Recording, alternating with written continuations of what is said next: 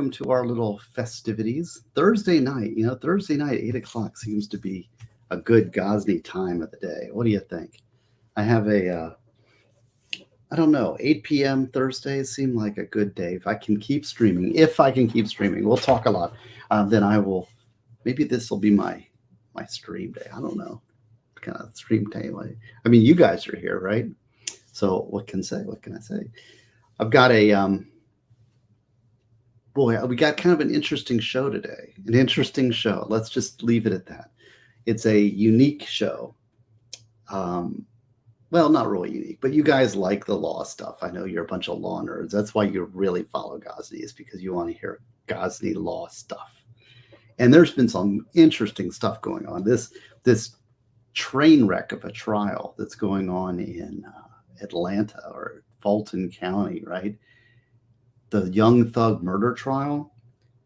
It's one of the worst performances of a judge I've ever seen, and the prosecutor is just terrible.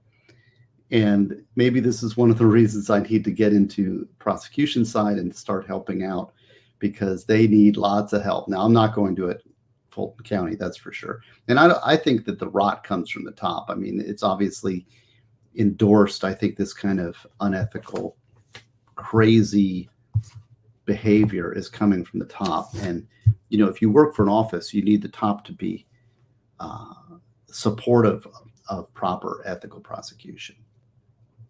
Yeah. So anyways, I've been covering a lot of that because I was shocked. It was a shocking performance out of the judge and the prosecutor up there. Now, the defense attorneys were great. And, a good prosecutor can keep a defense attorney in their seat.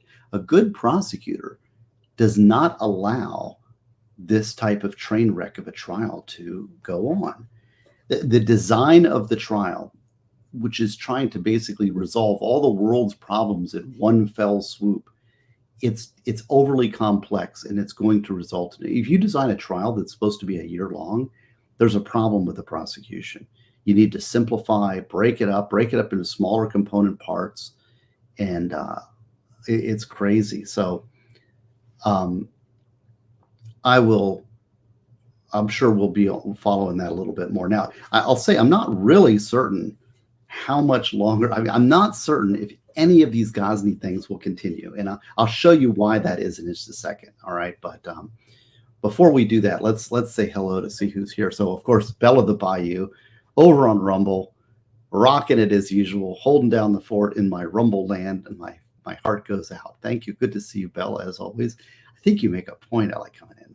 And let's see who else we got. We got Shane Sousa, of course, my loyal Wrencher mod. And Lily, of course, is here. Thank you. Hello. And Slidey Pie is over there. I haven't watched the latest one yet, Slidey Pie. So Slidey Pie has been reading my book, Death Penalty Desires, over on her channel. So I've have 2 people reading it. It was wonderful. And so I'm very flattered by that. And I think that Jessica Reloaded is the other one. And Jessica's finished the book. Slidey, I think, is just past part 2 now.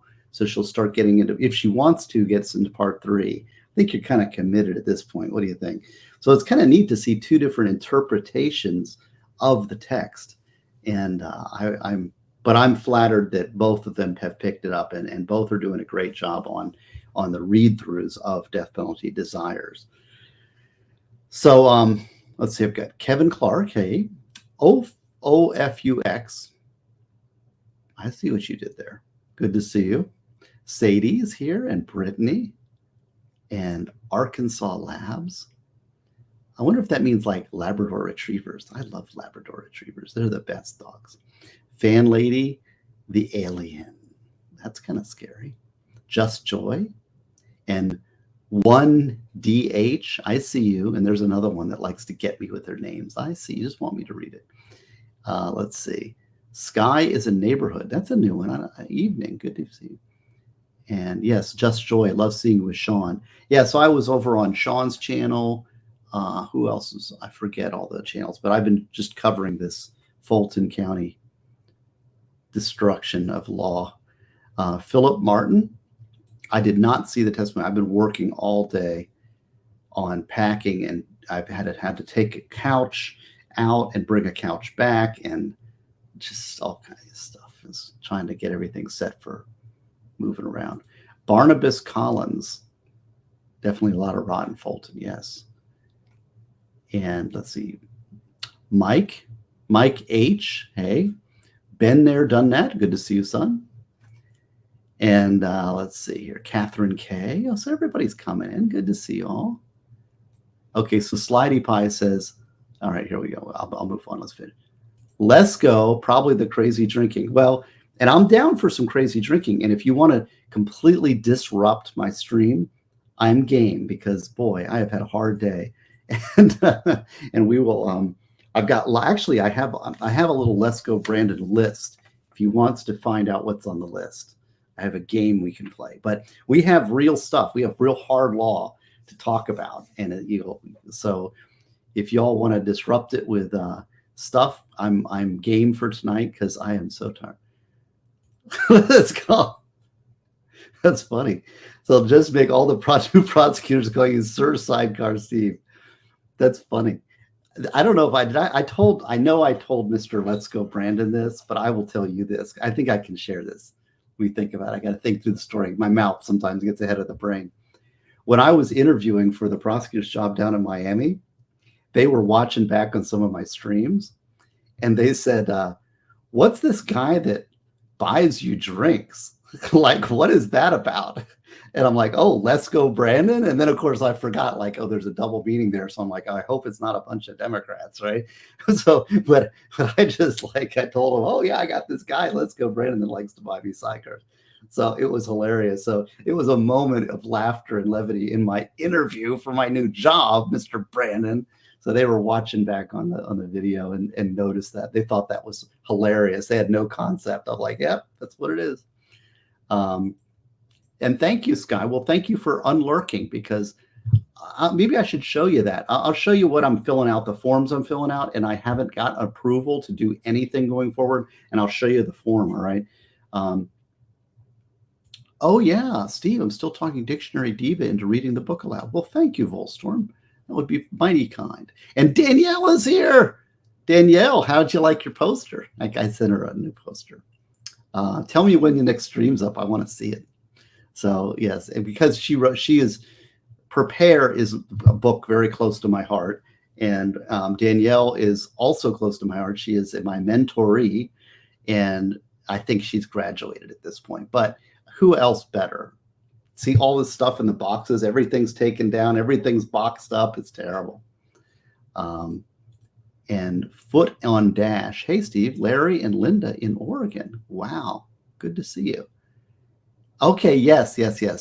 All right, so Lily, let's see, we've got Linda. Obviously, I wouldn't mention Sidecar if I hadn't made a pip. Oh, for a few? Oh, really? Is this already occurred? You see, I said, okay, let's talk. Oh, and Danielle says, see, this is why it's fun to do little random deeds. And I also sent you the other thing. But Danielle, you're wonderful. You know you're first in my book. Foot and Dash over on Rumble, I see you. So Steve Ghazi, I absolutely love it. Such a special surprise that I didn't expect. And this is why I want to talk. I have not found my K-bar while packing. It's disappeared. It must be in a pond somewhere in the great Midwest. Let's see. Let me see what I can find here, because I'll find. I'm not. Should be more prepared here. Okay, here we go.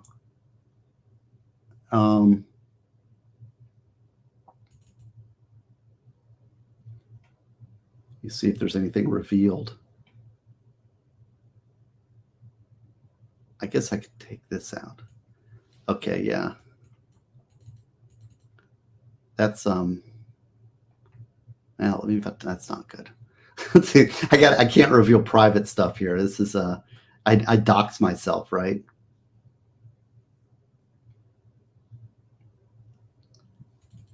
Okay, yeah, this will be all right. So here I'll show you kind of what kind of forms that we prosecutors. How do you like that? That's scary, isn't it? That we prosecutors have to maintain, and what kind of approvals I need. So let me show you this. This is kind of neat. I mean, I don't know. Maybe it's not. Maybe it's boring, but share. Can you see that? Yeah. Okay, so this is my inter-office memorandum. I hope it's not. Yeah. June 13th, outside employment request. I am requesting permission to participate in outside employment. Can you see that all right? Let me move it up a little bit. Whoa. So I'm incoming state attorney, training legal. There we go. Oh, well, crime law with Steve Gosney, P.O. Box, Orem Beach. That's my address. And then I'm an owner, and I have random work hours. So here's what I have to do. I have to get approval from the big boss. Maintains a YouTube and Rumble channel, crime law with Stephen N. Gosney. I don't know if that's quite what it is, something like that. And an X channel. These channels include discussions of music, life, faith, and many other topics. I think that's fair. He regularly appears on Andrew Bronca's Law of Self-Defense webcasts, as well as fellow streamers such as Joe Neerman of Good Logic, Jeff of Legal Vices, Andrew of Legal Mindset, and other law webcasts. So by submitting this request, I acknowledge and affirm I understand that, blah, blah, blah, blah, blah, blah. So don't save that. So I'm working on getting approval for the streaming business. It's a business, I guess, and my book sales and my oh, okay. So I see Matthew Burnt. I will work on that. Let me see.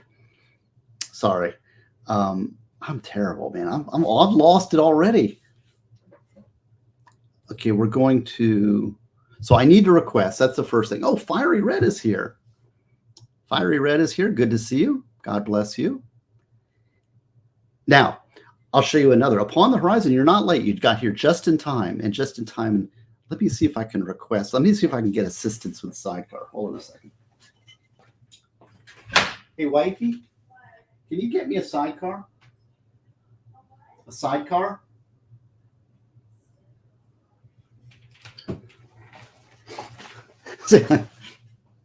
I'm working on, and this is what the topic of the stream tonight is, my new book, Death Penalty Design's Maximum Due Process. Now, I will be officially unemployed on the 21st. I will be reemployed on the 26th, giving me a 5-day window in which to give this to you, or to sell this to you, or to relay this to you, right? And I'll show you the, let's see if I've got the files here. This is kind of cool. I'm actually, see, I'm always excited about the latest little thing, right? Isn't that typical? Yeah, okay, this is good. So check this out. Present. Okay, so can you see that? All right, so this is my latest. I always wonder if you can see. Yeah, okay, you can see it. Yeah, so this is my newest. This is the cover that I did, which is terrible. And this is the cover. So we're going to go through this beginning of this, and there's some cool. I was looking at, there's some cool stuff. Calamar Mountain Girls here. There's some cool stuff in here that I think you need to listen and hear about, because I'm not doing death penalty work in the prosecutor's office. I'm morally and religiously opposed to it. So I can't help. And I went in with that understanding. But I have worked on this book for basically 2-3 years, training myself to be a capital appellate lawyer. So this is the work that I have come upon to basically train capital death penalty lawyers. Now, it's the third book in a series, so it's I was like a trilogy. So the first one is Death Penalty Desired, Passion and Murder, PG version. The next one is Death Penalty Debates, Net Positive, Net Negative. And the third one in the book series is this one. And this is the third and final book. Now, it's in that order that you should read it. The Death Penalty Desired gives you a fictionalized framework, but true law. So you can get examples of exactly how the death penalty works in a fictionalized kind of account of a death penalty trial. The Debates is the public policy debate book. And I wrote this to kind of, okay, we're getting there. We're getting there. They're coming. The wife is helping me out here. And I have a list just for you that I'm going to reveal on the first one. So we'll talk about that in a second. I'm just giving you a preview for what's supposedly upcoming unless it gets tremendously disrupted by alcohol. But I have a very, this is going to be a meaty, lawyerly kind of show, unless, like I said, the sidecars derail it completely and I run into the gutter, which is possible. It's possible. But this is the third book. So I wrote Death Penalty Debates to get the public policy arguments out of my legal writing. I wrote Death Penalty Designs, Maximum Due Process, which is this one right here. Oh, thank you. All right. Can you close that door? All right. Wait, look at that. It's huge. This is like a double already. See, this is going to be a challenge. Okay. Not running the house naked again. What's that mean? Okay. Yes. See, Danielle knows. She knows this. See, what a great wife I got. And Buddha Bill. Let's look at this. All right. So here we have the cover. All right. But the cover is not what you want to see. You want to hear the meat and potatoes, right? So I'm here to give you the meat and potatoes. This is going to be fun. And okay. Let me just talk about it. And I'll have a sip. We'll start with a sip. It all starts with a sip. This is how it begins.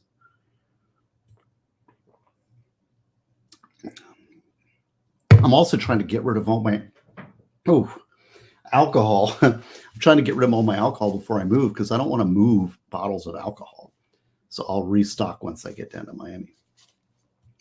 Oh, Fiery Red got the quotes book? Good. You like the quotes book? Now I will. Okay.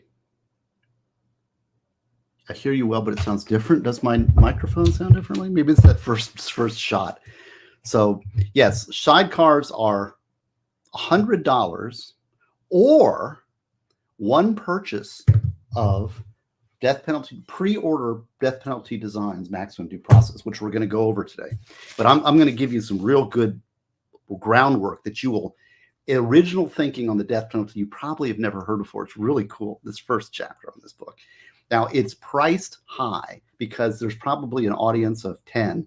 But if you get this, I will send it to you, but I'm also going to throw in at least one other book. Probably a Prepare Second Edition will come with it. Maybe a Death Penalty Desired, because I've got a surplus of these and I'm going to send you. So expect, if you order, Ghazni will drink a sidecar, and you will also get a shout out in the front of the book. All right. So this is what I'm going to do. So we're going to talk about it. All right. Let's see here. Hold on a second. Oh, and AJ got her quotes book. Yeah, I still have about 10 quotes books to fulfill. The order should be out next week. There's a few people haven't been sent their quotes book yet, and I apologize. I didn't order enough. There was a little more demand than I thought, so I had to reorder them, which is good. All right. So let's go over to present. Yeah, so this is the book. Now check out that logo. Is that a cool logo or what? My buddy Grok did this logo. See, it's like Justice, and see there's a Florida. And here's what you get. If you pre-order this tonight, not only does Ghazni drink, you also get acknowledgments. I'm going to go through this in a second. Okay, so for example, a special shout out to Jonathan C. of Washington, Justin C. of Florida, Will Parker of Freddie Merck's Gunworks, Montana, James B. from Massachusetts, Lance J. from Arizona. Plus, I want to thank the ever-present Let's Go Brandon and my life coach, FinPat. Hi, FinPat. And so I wanted to show you that. This is, and my bartender. Maybe I could put in their bartender for Let's Go Brandon if you want. You tell me if that's what you want. So cheers to you. So let's take a plunge ahead on what's this? Now, this is death penalty stuff. There's my acknowledgments page. What is this book all about?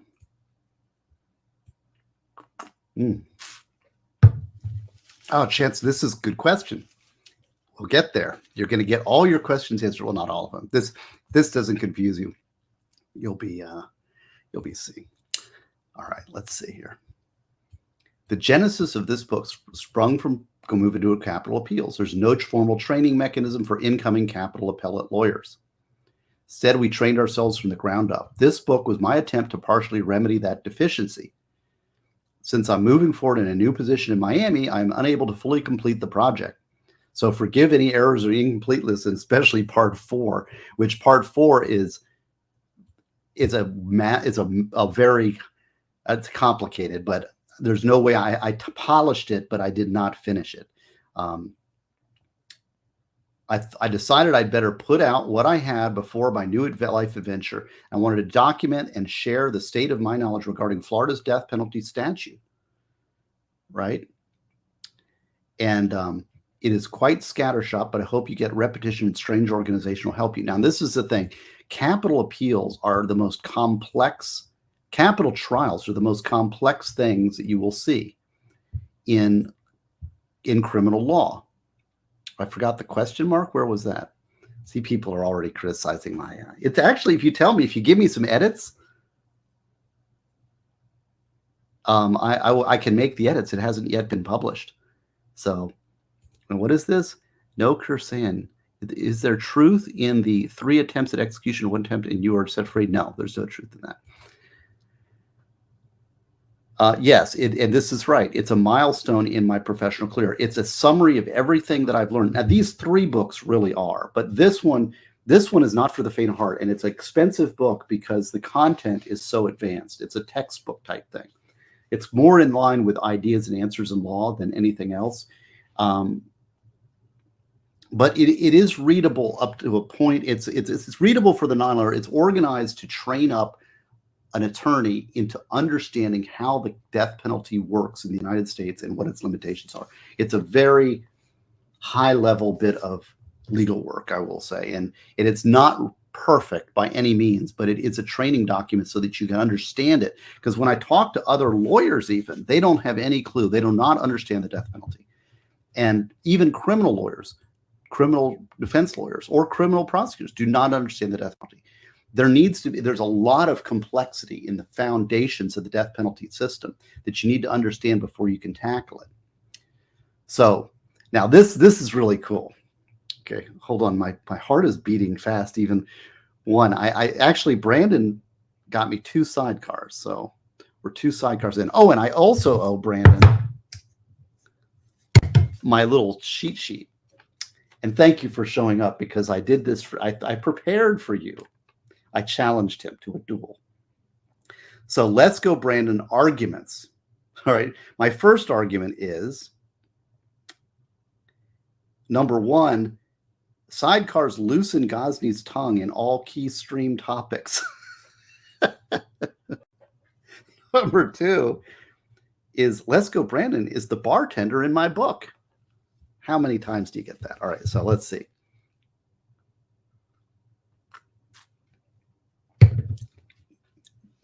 It says it's fiery red. I laughed when you said that. I can't afford the book right now, but told it was basically a textbook. It's a textbook. This is really for you law nerds. And I know you're out there. The thing is, I don't want to take away from sales. I'm out if you want to get it. I'm not preventing you. You will get this. You'll get a shout out in the forward tonight. And what else? And you'll get but it is not for everybody. I sent out a marketing email to all my previous book where I said, do not buy this book. It's only for the real legal nerds amongst you. So let's start with a framework. And this is what I always try to do, is you got to start with the foundations of all concepts. And what you're seeing in this Fulton County judge is that he does not have his basic foundations settled. The prosecutors don't either. They're given a lot of power, and they've just started throwing things around without really understanding the depths. And when they're challenged, they don't have a superstructure to support their ideas. And so they result in holding people in contempt, into raw power. In order to really practice well, you need to have a ground level foundation and build things up piece by piece until you reach that pinnacle of law. So that's what first thing I want to do is a historical background of the death penalty in history. Oh, a Hella raid. Good to see you. Excited Utterance came in. Nice to see you.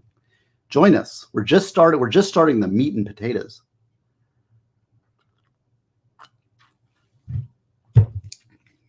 We're not going to get theological yet. Hey,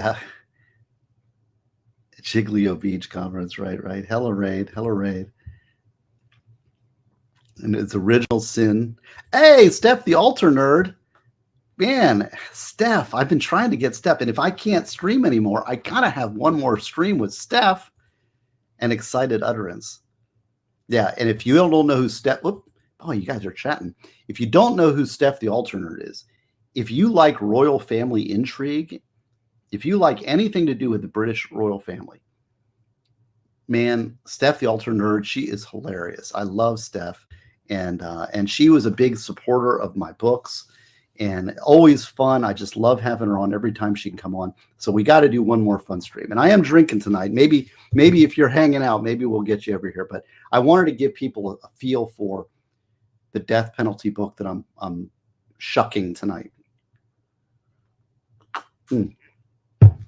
Trying to get rid of all my sidecar ingredients. I'm down a little bit, so that one is not mixed it's mixed too strong.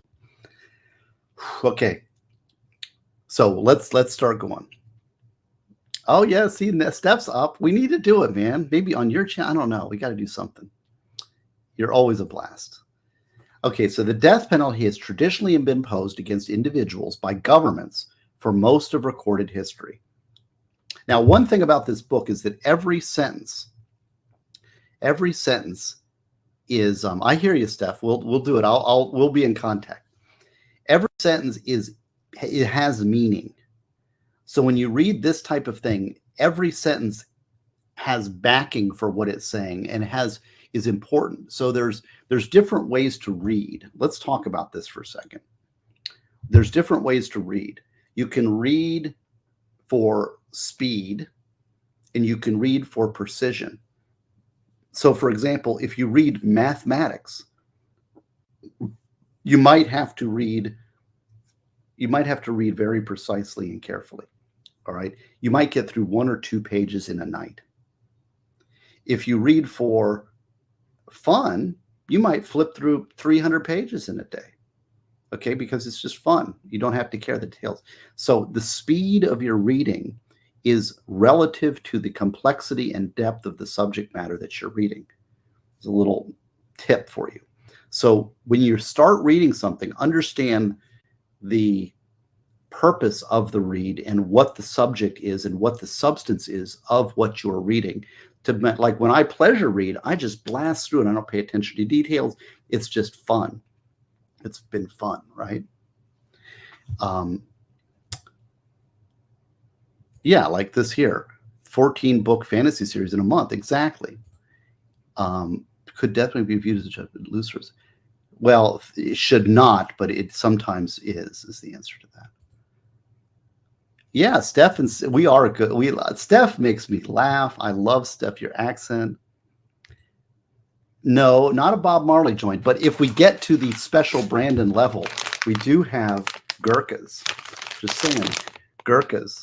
Look, and this is piss off the wife material, but that's only at the executive level. So, but let's get going because we got a lot to cover, and I want to give you some.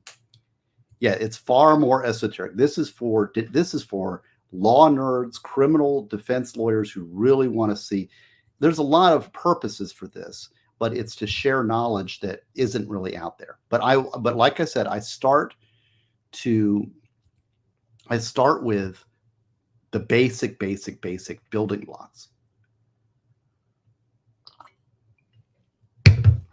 So what we're talking about is the death penalty has traditionally been imposed against individuals by governments for most of recorded human history. So this is the standard. The baseline is death penalty. The state of humanity in the modern era is death penalty. Okay? And we need to understand that. We need to understand that. Many books look at the issue from an American perspective. Some go further and look to colonial times in the English experience. Steph, right? Oh, Fiery, you like Gurkha cigars?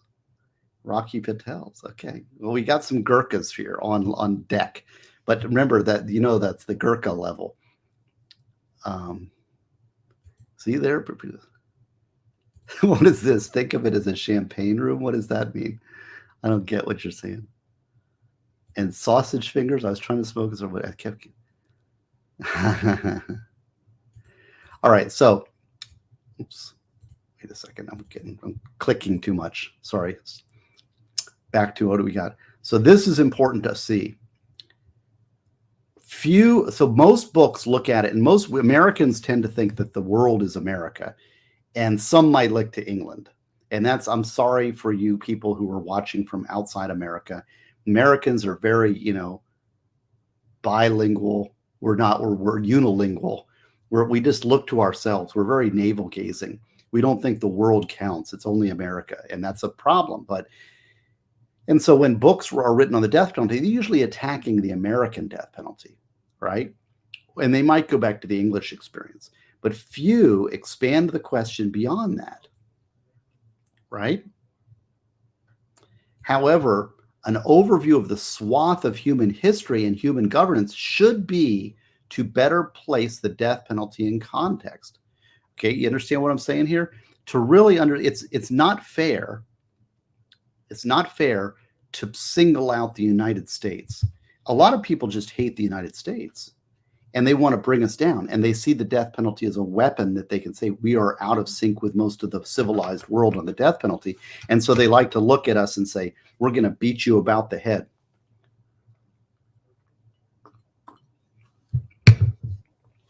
Okay. Yeah, so here we got like Aussies have the same thing. Yeah, and Americans are happily isolated. Okay, so you got that? So let's talk about it. Now, this is Ghazni history, and I'll tell you where I start citing stuff. But human civilization arose from hunter-gatherer poverty. And this is another thing. The state of nature is poverty. Poverty and brutality. That is what we have. That is the human existence for most of human history. Agriculture may have necessitated the growth of larger human organizations and governance. They think that agriculture arose about 10,000 years ago. Not only does farming create greater need for human cooperation, but the surplus generated created stability and wealth. Most of our wealth comes from the fact we don't need to worry about being hungry. And the fewer farmers we have, the more we have workers to fill other roles, such as priests, engineers, DEI workers, whatever. But without food, the society does not survive. The fundamental basis for human civilization is farming. But farming creates a need for organization to maximize crop yields. Now, as an example, like I said, we think that I'm rolling. Where are we? Farming originated in ancient Egypt. So ancient Egypt provides an excellent example of this governing function through sophisticated planting calendars and granary system. Now, we're starting very fundamental. We're just talking about the death penalty. But why does this relate to the death penalty? Calm down. We'll get there. We got plenty of time. And I've already finished one sidecar. I should have a wingman. Yeah, Steph, the alternator. Isn't she wonderful? She's one of my favorite people. I could just listen to her. And I'll tell you, being able to listen to a wonderful accent is a joy, yes. All right. So how does this relate to the death penalty? Surplus agriculture created a need to manage that wealth. The vast majority of ancient Egyptians were in the slave class, and only a tiny percentage of the population were nobility. Now, here's another thing. People like to pound on the United States as being a slave-holding country. And slavery was an original sin of this country, but it was a legacy of human history. Most of humanity was enslaved for most of human history through now how we define it. But basically in the Egyptian system, 99% of the people would be considered slaves. Only the noble class were unenslaved. So the state of humanity generally is poverty and slavery and tyranny. That's a foundational thing that you need to understand. Okay? Okay. So this is not at all unusual, since slavery or serfdom was the natural state of man for most of recorded history. Oh, see, I said it in the next sentence. See, it's like I wrote this or something. All right. When not at work at fields, the workers were directed by the nobility to construct vast temple complexes scattered throughout Egypt. Farming also created the need to defend land from marauders, because organized farming, if you're not a hunter-gatherer, you now have organization, you have farms, and now you have land that needs to be defended. Thus, military organizations naturally evolved from defending agriculture to ruling the people. This dual purpose generated governments throughout history based on single ruler tyranny. So when the need to defend the land came, tyranny is the rule. Tyranny is the rule. Right. And see, here we've got some, and I know that I've got the best chat because they are also very, very wise. See, AJ loves you, Steph. AJ's my buddy, man. If she loves you, you know we love you. Yes, and so this is the thing. You need to understand that slavery is the natural state of man. Poverty is the natural state of man. Tyranny is the natural state of man. These are important concepts to understand. Garrett, right? Know your Aristotle. Right on. Republic is where a lot of this comes from. Sometimes this tyranny combined with a religious or hereditary authority to create theocracy or monarchy. Such combinations ultimately rested on a fear or violence-based authority. Okay, so before we get in the death penalty, I'm going to get a sidecar refill because I owe Brandon 2 sidecars. Hold on.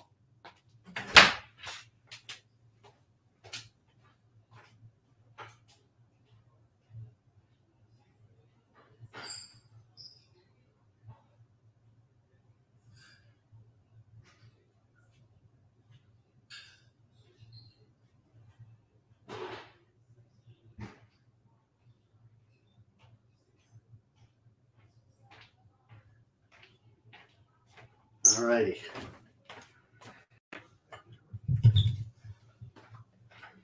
I mean, I tell you guys are awesome because you're coming in here and you're wanting to listen to Ghazni nerd out on this history. And thank you for that. Okay, hold on a second. Let me take a breath. 2 sidecars. All right. Where are we? Sorry, I'm losing it here. All right. Colorado Mountain Girl, you know it, right?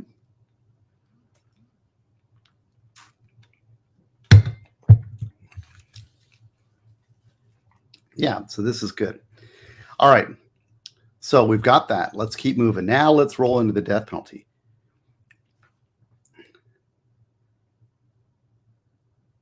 Hold on a minute. So Brandon's Brandon's trying to derail me.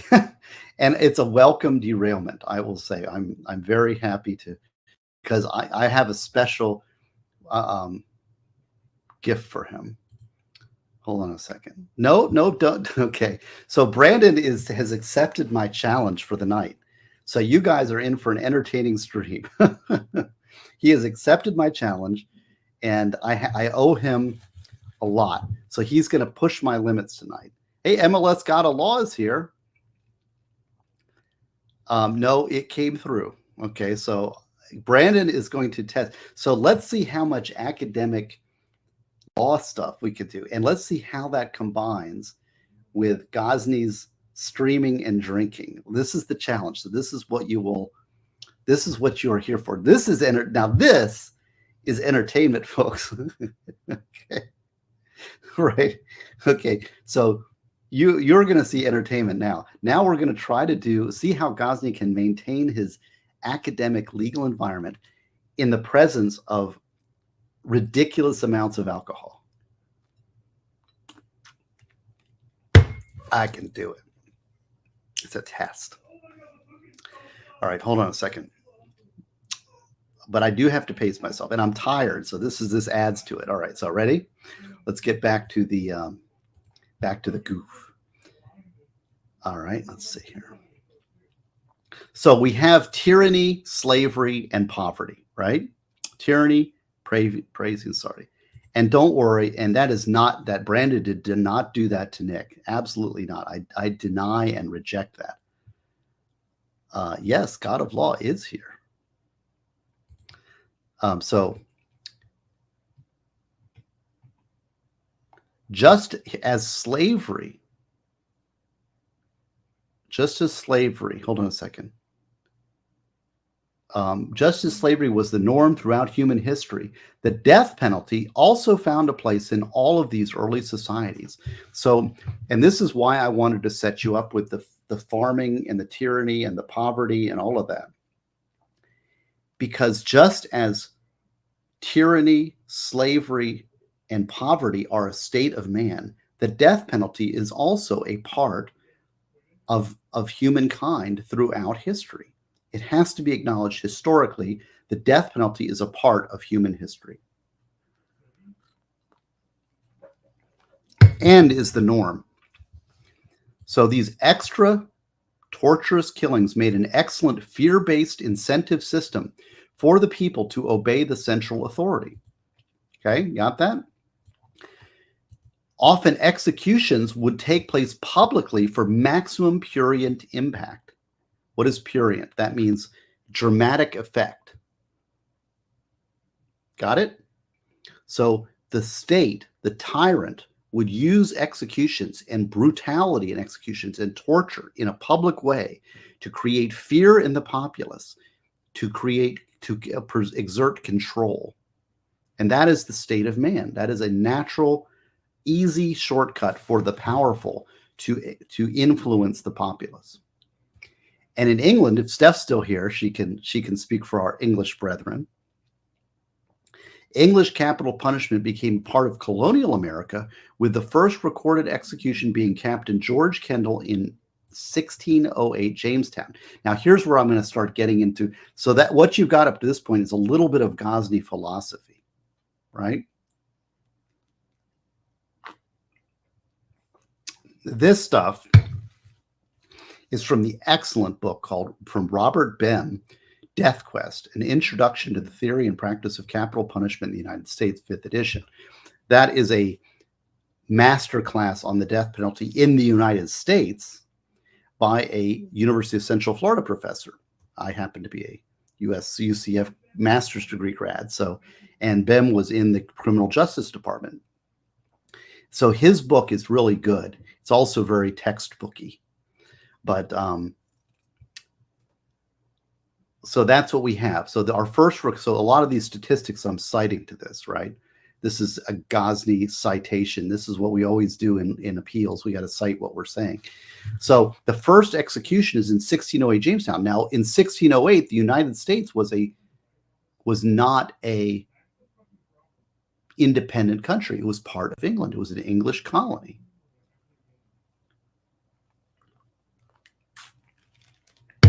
Okay, so the early colonial laws listed the death penalty as punishment for between 10 and 30 crimes, depending on the colony. Contrast with this is hundreds of crimes punishable for death in England. So America was a little less death penalty friendly than England back in the day based on the number of crimes, right? Okay, we got that? While death could be imposed for a wide variety of offenses, including religious and morality reasons, in fact, few people were executed in the earlier colonial era. In all of the 1600s, the entire 1600s of the United States, or the colonies, when we were the colonies, and Steph, the alternate, will call us the colonies. In all of the 1600s, there were 162 executions. In the 1700s, there were 1,391. That's 100 years in the in the colonies of the United States, right? Yeah, and you talk witches, but that's witches as a small number. These are absolute numbers. When measured per capita, the rate of execution has been declining since the 1600s. So this is a pretty amazing point. I'll bet you here you've learned something new today. I'm going to drink to the new knowledge. Read that. We're trying to read slowly. I'm zooming because I've 2 sidecars in, and I still owe Brandon a couple more. 3 more, actually. But we're working on it. 1600s, there were 162 executions. 1700s, 1,391 executions. But per capita, the rate of execution has been declining since 1600s. Why? Because the population has been growing and growing and growing, right? So the population growing makes the absolute number less as a percentage of the overall population. Got it? Okay, so when per capita, the rate of execution has been declining since the first population, other than the natives here, the common law executions have been declining. Now, here is the question. So what are we doing? We're leading up to something here, right? The advent of the American constitutional republic changed much of the government landscapes. We got to read this slowly and carefully and thoughtfully. No longer did governments get to claim authority from a royal line or because the source of power could exact punishment against its enemies. Instead, government of we the people, wherein the law itself became sovereign, explicitly set out consent of the governed as a source of governmental authority. You got that? Thank you, MLP. You make me smile. Right? Thank you very much. Are we following here? This is important stuff. This is foundational stuff. When we start discussing the death penalty, I think this is an important concept. So the American Constitutional Republic was a break from everything that happened before. It became this concept of we the people. The law is sovereign, not the tyrant. Got it? Now, with that in mind, United States Constitutional Republic is a new form of government that has survived to this day. Almost, we're working on getting rid of it, one judge at a time, but the point of this lead up is here. Vestiges of prior tyrannical forms survive the founding. Even though we created a we the people and we overthrew this tyrannical form of fear-based government, some vestiges survived. For example, slavery is most obvious. Everybody says slavery, slavery, slavery, right? Slavery was in conflict with the constitutional concepts. It took a civil war to purge us of that. But slavery is inconsistent with we the people. Other examples would include debtor's prison and state-established churches. Most people don't understand that state-established churches, state churches existed after the 1776. So the question for a constitutional society is whether the use of the death penalty by a government against its citizenry is incongruent with the Enlightenment source of governmental authority illustrated by the words we the people. So that's the penultimate question. I ask you, ladies and gentlemen of the chat and replay crew, is the death penalty incongruent with a constitutional society based on we the people, Enlightenment theories?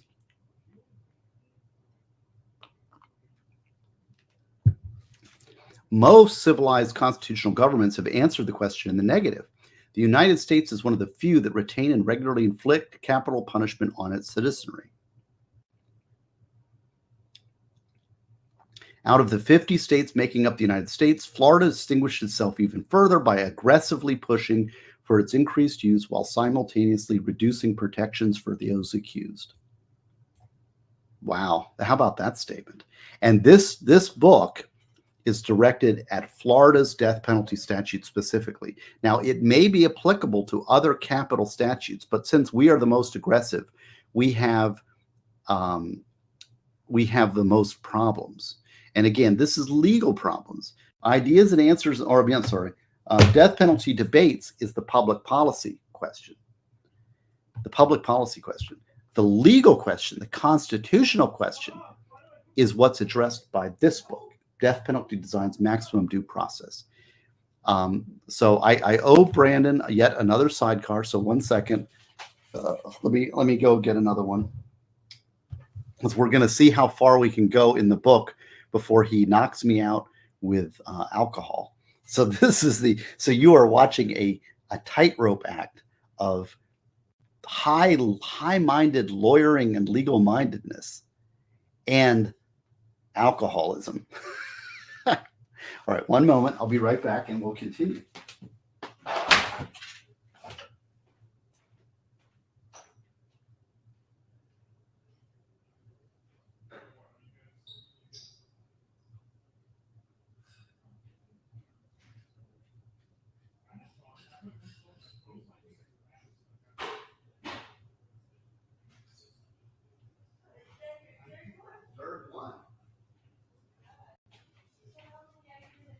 I don't know.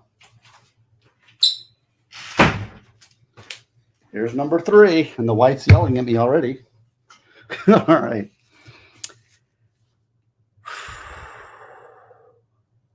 Okay. How are we doing? Are we doing good here? Here's number 3. Somebody's got to keep track of this. Does anybody want to volunteer in the chat to keep track of these things? Because there comes a point at which I lose it as far as number counting goes.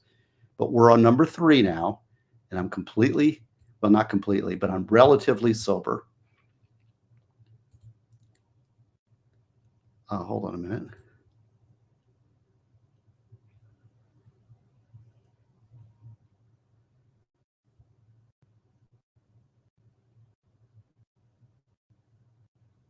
Hold on a second. See, they're all, the question is, how much substance can I get in before Brandon knocks me out completely? Okay, and I will also say that words of the book at this point are, and look, we have a taker, Alicia W, taking me up. So I've got to add that to the list. All right, let me see. Okay, we got 2, 3, and then 1 book. Okay, so we've got, and you will get an extra book if you order Death Penalty Designs Maximum Due Process, which this is from. You will get an extra book. All right, ready? Okay, let's keep going here. I invite, just for you guys, I invited Brandon on here because I challenged him to a duel, and this duel is law versus drunkenness. I am drinking pretty quick. That's true. And I'm tired. So I imagine at some point it's going to hit me really hard. I don't know when that will be, but we're okay. Okay. But isn't this cool? Are you enjoying this? This is Ghazni reading my own book, but I'm very happy with kind of the setup for what this is doing. All right. So let's read these last 2 sentences again. This is important. The United States is one of the few that retain and regularly inflict capital punishment on its citizenry. Out of the 50 states making up the United States, Florida distinguishes itself even further by aggressively pushing for increased use while simultaneously reducing protections for those accused. Got it? All right. So this is important because for those capital appellate or capital lawyer practitioners out there who are not in the Florida brings up everything. We are the most aggressive. So a lot of this stuff may apply to your death penalty statute. Got it? Okay, good. Now, history, more history. This is a great chapter. I was so excited about this chapter when I was editing it last. These books are not the final. This is a a test printing, and I went ahead and edited the test printing. And when I read it, I was like, this is good stuff. I want to share this with you. And I've only got, if I don't get approved, the book will be available from the 21st to the 26th. All right. So this is your chance to pre-order and get this book. If I get shut down, it's all not available, then I'm sunk, right? So that's why I'm pushing kind of hard. Cheers to you, Brandon. And I may not be able to stream, so I got to drink while I can, right? So I said to Brandon, we got to have one more drinking stream, and he's taken me up on it. And this is number 3. Okay, let me do this. 1, 2, 3. I wonder if Valhalla's around. Valhalla should mod for me because he's good. He's good at keeping me safe. You know, I love Valhalla Awaits. You know that? He is one of the neatest guys. He's really a neat guy. I bond with him. We spent time together again in Tennessee. All right, but I can handle it. We're rocking it. Okay, put the American constitutional background. And Brandon, you don't need to buy a book. You're going to get one anyway because you know you're special. And FinPad is another one of my benefactors, so cheers to him. And yes, so feel free to join me in the drinking. We're having fun tonight. Isn't this fun? This is fun. I got to say I'm having fun.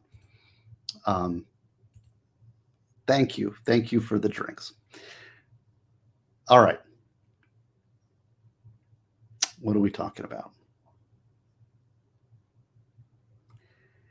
American Constitution. So John Locke, in his true treatises on civil government, stated that the natural law obliged all human beings not to harm the life, liberty, health, limb, or goods of another. So let's read that because John Locke is one of the key people in American constitutional theory. John Locke, what happened was there was an English Civil War.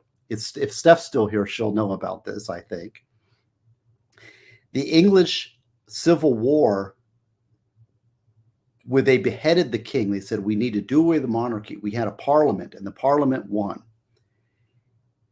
But they didn't know what to do with themselves when they killed the king. They said, we don't know what to do. We don't know how to govern. We have no theory of government. So they eventually brought the king back, and that was William and Mary. William and Mary were the kings called the Glorious Revolution, 1688, where the Parliament said, as long as you recognize the the House of Commons and the Parliament as supreme, you can come back and be the king, because they didn't have any concept for what should happen after 1688. So they called that the Glorious Revolution, William and Mary. Got it? And out of that period, then all these philosophers, English philosophers, started scratching their heads and saying, yeah, what is the basis of government? How should we govern ourselves? And that became a lot of these Enlightenment thinkers, such as John Locke, who came up with these concepts of theories of government, consent of the governed. And 2 treatises of civil government is one of the, especially the second treatise. The first treatise is mostly a criticism of monarchy. But the second treatise is wonderful, and it's an essential read. He talks about man and the state of nature, and again, building things up from the foundations upward. And so let's read again, with that context, what John Locke said. He stated that natural law, the natural order of things,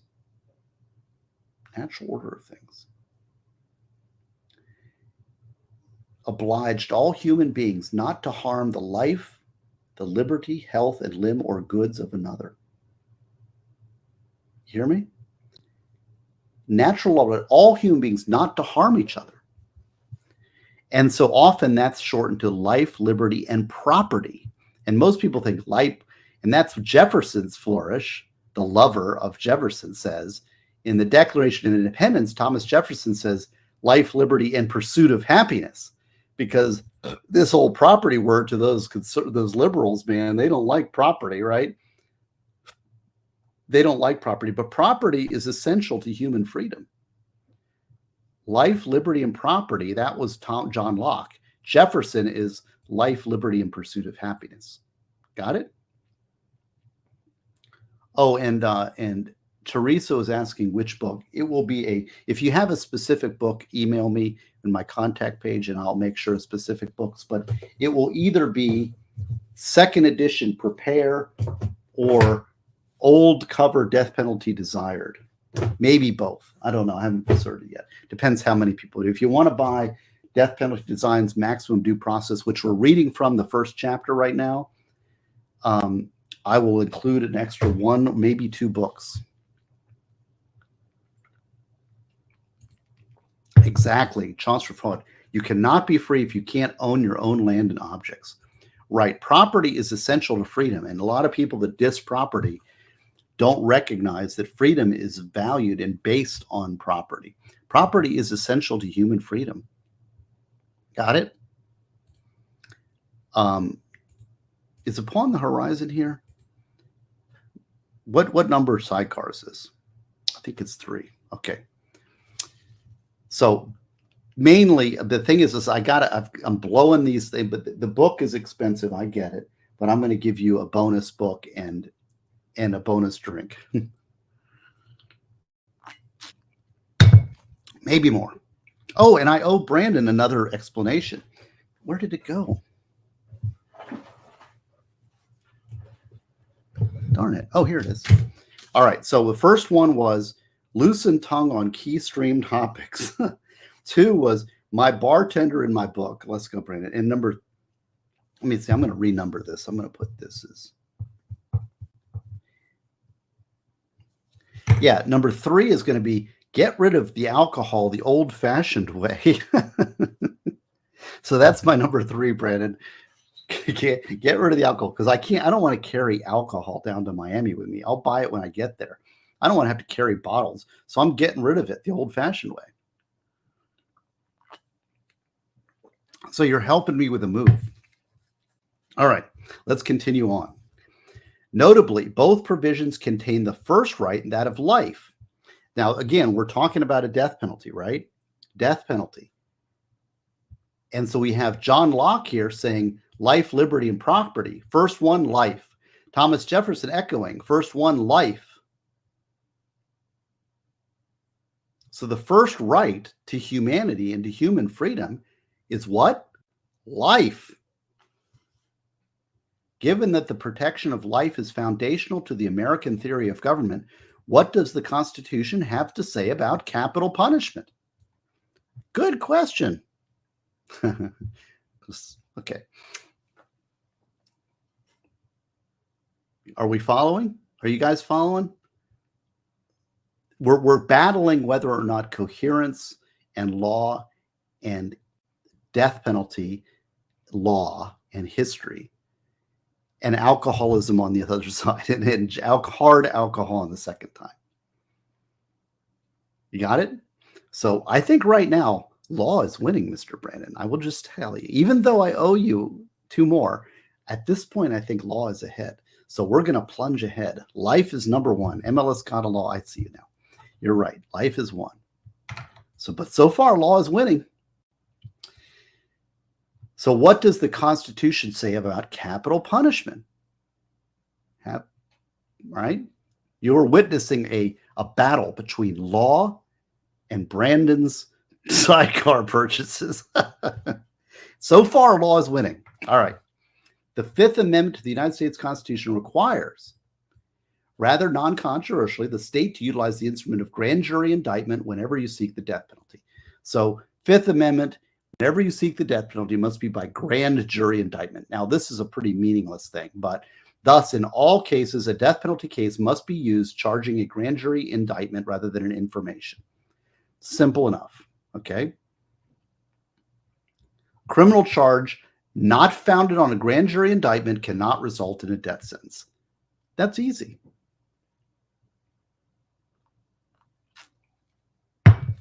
Okay. What do you think, chat? Who's going to win this, law or Brandon? Let's go, Brandon. The entertainment continues. The 8th Amendment of the United States commands that excessive bail shall not be required. Okay, and you know who has a cert petition before the U.S. Supreme Court right now? The last thing I have done as a public defender was file my reply in the excessive bail case that I have. And I'm very, very happy. I've been working on it for years, and I will I will show you what the current status of that is. So I finished my job as a good public defender before the United States Supreme Court. Okay, so let's go ahead and switch it over here. I'll show you this. See, excessive bail should not. That's the Eighth Amendment. Okay, let's do a present. I'll move that down there. Present. Stop screen. Yeah, so here's my Supreme Court cases, and here's my docket for my case. So here was the motion. That's my petition for writ of certiorari for the United States Supreme Court. I hope they don't watch this stream. And then, of course, the state says, we're not going to respond. We don't need to respond to this ridiculous petition. And the SCOTUS distributes it. And they say, you know what? We want you to respond, state. We think there might be something there. And they say, oh, shit. We're going to extend the time. We're going to extend the time. And then the brief of respondents. So they say, okay, here's our response brief. That's the state of Florida. And here's my reply brief. Distribute it. And now it's distributed for conference on September 30th. So this is the last document I filed as my job as a public defender, is the reply to brief in opposition of petition for writ of certiorari. And the question presented is whether a $400,000 fee imposed on Mr. Wells is a cost of incarceration, constitutes a fine subject to the Eighth Amendment. So that's a subject for a different stream. But if you want to, you can check that out. I'm very pleased with the Supreme Court right now on that. Is this it? Okay, yeah, we're here. What did I miss? Did I miss anything on chat? Yeah, let's go, Brandon. He and I, you are witnessing what is that in response? I missed some of the chats, obviously. And I will say your humble host will get less coherent as it goes on. Sidecar 3 has slowed our progress. I don't think so. I don't feel it, but maybe you're right. And Ghost is putting his money on Brandon. I don't know. You think the Brandon will win over the law? I don't know. We'll see. Funny though. Okay, so here we are, back to law. This is a master class on death penalty basis. This is master class, and this is what you get with death penalty designs: maximum due process. And at some point, I think Brandon may win this challenge because we've set it up such that we're going to see how far Gosney can go before he wins. But I'm going to plunge ahead because you guys are learning, and this is what you get.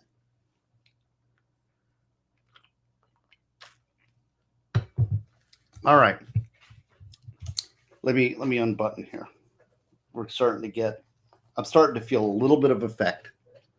And I've been told by chat that my pace has been slackening. So no, I can feel my face. I can feel it. See this? We're good. We're good. Everything's good. All right. So the Eighth Amendment, we took a little diversion there. Excessive fines should not be regarded. Excessive fines nor cruel and unusual punishments inflicted. So the first question is the death penalty cruel and unusual? All right. Now, this is an interesting question.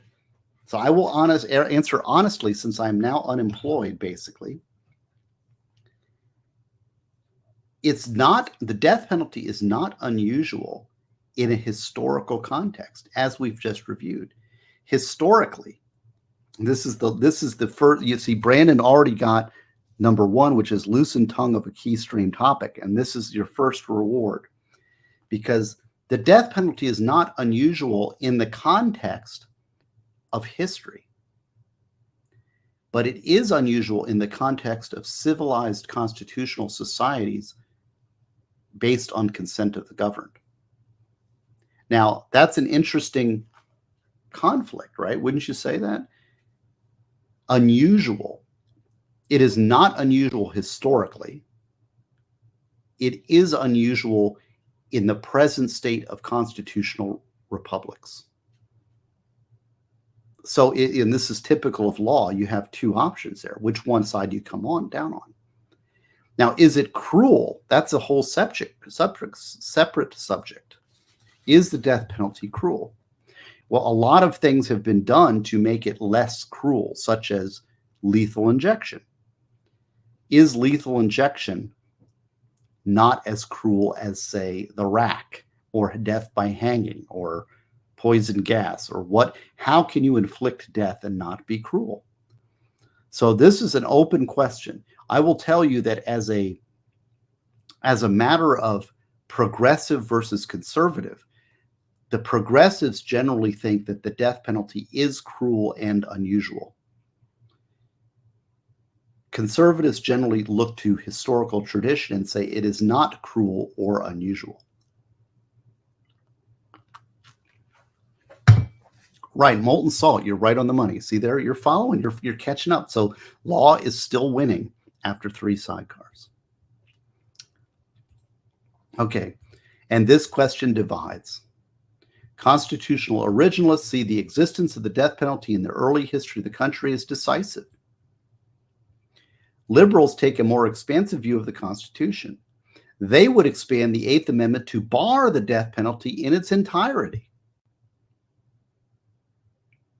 And Brandon here, coming in with law and coming in with, see there, you're going to be the sober one here, and I salute you. This is a very perceptive argument, and it's in death penalty debates, net positive or net negative. He is enunciating an argument, and that is death more cruel than life in prison? I vote no on cruel. So I will say that 10% of people think that life in prison without parole is a worse fate than death penalty. 10% of people. Now, that's just not me. Listen to this. This is very important. This is an important little topic here. This goes to death penalty debates.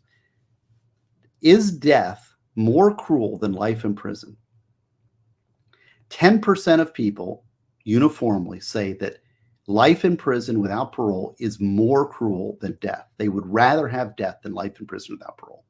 Okay? Now, that's a survey of the general populace. But you know who agrees with the survey of the general populace, Brandon? This is amazing. The convicted, condemned death penalty people themselves. Because 10% of the people on death row are death penalty volunteers. That means they ask for the death penalty. 10% of people who are subject to the death penalty are death penalty volunteers. So not only is this perception 10% of the population, it's 10% of the people on death row. So that's a good point. See there, boy, Brandon, you are smoking it tonight. You are my man. Let's give a shout out to the man Brandon for tonight, because he is the man of the night. Thank you for accepting my challenge, by the way. But I'm only winning. Yes, it's only 10%, but it's still that's 10% is, he says only 10%. You can do that. Well, this is covered in death penalty debates and death penalty designs. I will, but we won't consider that some more. We might get to, I don't know how far I'm going to get tonight. I'm going to go and Brandon, listen to this. I'm going to go as far I can in my book. And this is your one shot. Like I said, this is a limited time offer. Now, it may be that this book I get the okay to keep selling my books. I will be unemployed beginning the 21st. So from the 21st to the 26th, if you order this book, you will get a bonus book, and you will get it because it may get deleted by the prosecutor's office. Maybe not. I expect that they're going to let me to keep moving. Honesty coming from sidecar. Oh, you know what? I'm almost done with the sidecar. Let's work on some more here. We got some more. Are we learning? This is amazing, isn't it? MLP? Yes, 10% are death penalty volunteers. That's right.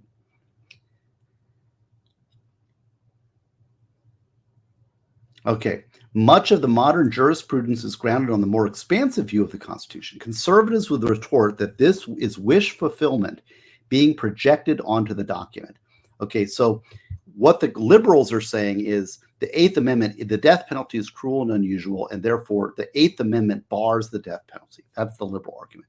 The conservatives say that, oh no, it was part of American history in the founding, and it's clearly allowed for by constitutional provisions. I mean, if you say in order to impose death, you must have a grand jury indictment, that clearly assumes that a death penalty exists. And so to now interpret the Eighth Amendment to bar the death penalty is wish fulfillment, projecting into the Constitution what wasn't there in the beginning. And I agree with that argument. And this is the truth serum has come into effect. I agree that the Constitution itself and the Eighth Amendment does not bar the imposition of the death penalty. As a personal opinion, it's not the opinion of the state of Florida or the public defender's office. I believe that because it is clearly contemplated by the original Constitution, and I think you need to start with that originalism. Boy, that's some honesty. Let me go take a break and get another sidecar. Talk amongst yourselves and come up with a question here, and we'll see. And this will be number 4. Okay.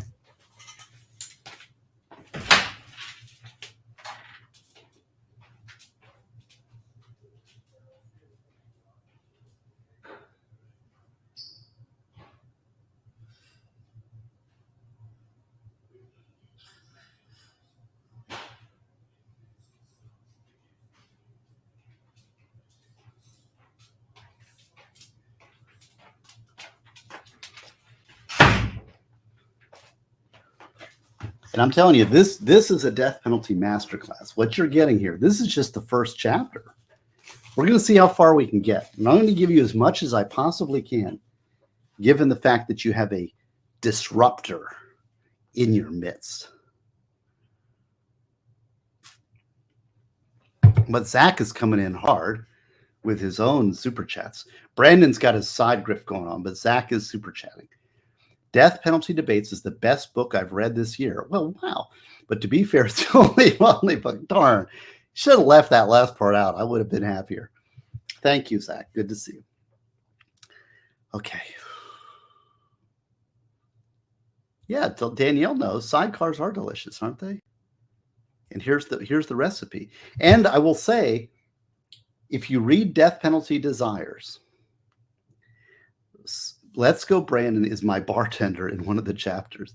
And I put the recipe in there by request by all of you.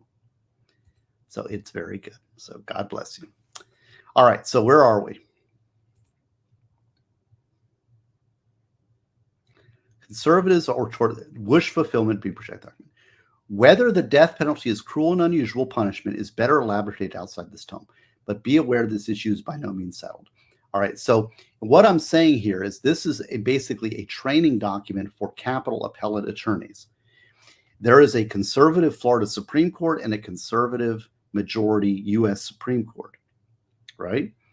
If it was a progressive court, you might want to make this Eighth Amendment argument. You might want to make it anyway, but that is a liberal argument generally to say that it violates the Eighth Amendment. In the conservative court is generally going to look to the text of the Constitution and say that the conservative argument is that it existed and it's specifically contemplated by the Constitution and therefore it's settled. So this is not a winning argument. The Eighth Amendment argument is not a winning argument to a conservative court. Is that fair? Am I still making sense? And this is sidecar 4. Okay. This is a death penalty masterclass. You guys want to know? Oh my goodness. You guys are rocking it on it. You guys are going to kill me. Okay, let's see. Hold on a second. Hold on a second. I need to who did I say? I don't know. 0R. Okay. Okay, well, you guys are coming in strong, and I appreciate it. God bless you all. Let's keep working. Death penalty masterclass. This is, if you really want to know the legal framework for the death penalty and the problems, if you want to get to the deep, darkest legal confines of what constitutes death penalty, this is your book. This book was designed to train death penalty appellate lawyers on how to attack the death penalty from a legal perspective, not a public policy, not a rhetorical, not a emotional, but a legal perspective. Okay. And so what we're doing is, this is the first chapter, and I'm going to keep going until you all knock me out. And that is a challenge. And I invited Brandon on, and he accepted my challenge. So this is the battle: law versus alcohol. And we're going to keep going because you guys are wanting to learn. Because see, this is the thing. Most of you want to know the law, right? Most of you want to learn about this. So you want to pry in this brain. You want to say, why is the death penalty unconstitutional? Well, we're going to work on it. Now, the book is in existence. It's on pre-sale. But you all want to know. Okay, let's keep going. A due process clause exists within the 5th and 14th Amendments. So there's two due process clauses. The 5th Amendment says, no person shall be deprived of life without due process of law. There's also liberty and property, but we are talking death penalty, right? No person shall be deprived of life without due process of law. Now, does not that assume that a person can be deprived of life with due process of law? Aha. 14th Amendment says, no state shall make or enforce any law which shall abridge the privileges and immunities of the United States, nor shall any state deprive any person of life without due process of law. Any state. Okay. So again, a state, reading this, can deprive a person of life with due process of law. Got it? Sidecar 4, you got it? Okay. Are we having fun? This is good stuff, right?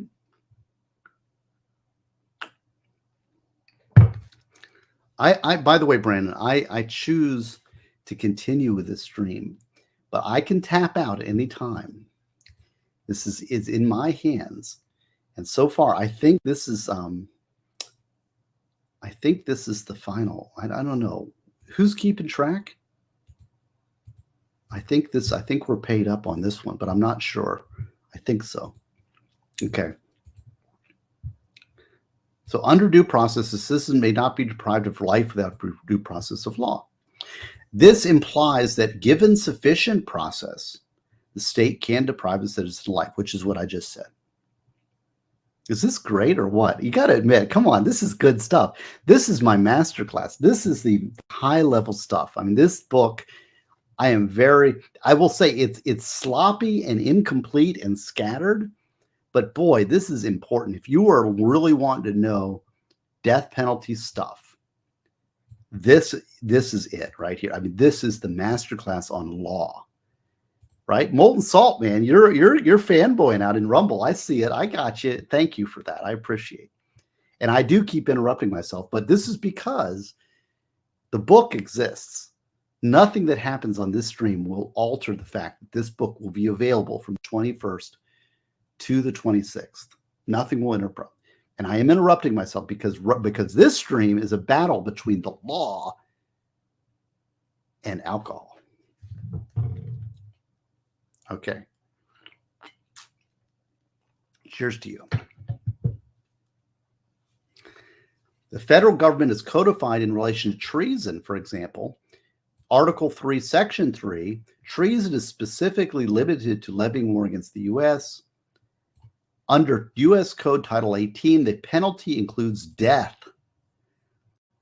Now, generally, I will tell you, as a matter of general state law, death penalty is only reserved for first-degree premeditated murder. And the book discusses this. However, there is an exception for treason. In treason under federal law is also allowed. Now, I am sort of I haven't delved into that because I'm not a federal guy. I have an objection to treason because it's usually the alibi of tyrants to execute their enemies. However, it is allowed for under federal case law. This book is generally federal case law, not state case law, because like Florida. Okay, Brandon, you hear me? I'm talking, right? We're talking. It's just you and me. The Florida Supreme Court is not going to give us any relief. They have been appointed specifically to uphold the death penalty by our governor and our politicians. So for relief, as appellate attorneys, we have to look to the federal government. The federal, that means U.S. Supreme Court. Got it? All right. So now let's talk about the pre-modern era. Now we're talking history of the death penalty. From the founding to 1972, capital punishment was part of American governance. And this is a carryover from ancient history, monarchy, colonialism, everything. American governance, we just coasted along. Now, many of you may not have known this. Many of you may not know this. Many of you may not know this, but a large vocal abolitionist movement grew in the United States during the 1800s. Did you know that? This resulted in many states abolishing the death penalty. State governments responded by hiding the executions from the public. Yes, and upon the horizon, right on, you see, you're just knocking it out of the park. This is good class. You guys are following along. I'm proud of you. People that are following, if you've gotten it this far in the stream, either you want to see Ghazni crash and burn in a drunken stupor, or you are actually interested in this subject. And either way, you will get your rewards at some point in your future. Okay. Abolitionist interests seemed to recede from the public consciousness when state governments responded by hiding their executions. So you notice right now, we do not have public executions. We have hidden executions. The state executes its people behind closed doors. Why is that? Because the public execution, that was the tyrant's design to place fear in the hearts of the public, instead in a constitutional republic resulted in a blowback from the people who, in an abolitionist movement against death, which resulted in the abolition of the death penalty in many states. So then the state said, we got to preserve our death penalty option. And to do that, they hid executions from the public. And when they hid the executions from the public, the abolition movement receded. What do you think about that? That's an interest. Did you know that? Again, a lot of this is from Robert Boehm's Death Quest, an introduction to theory.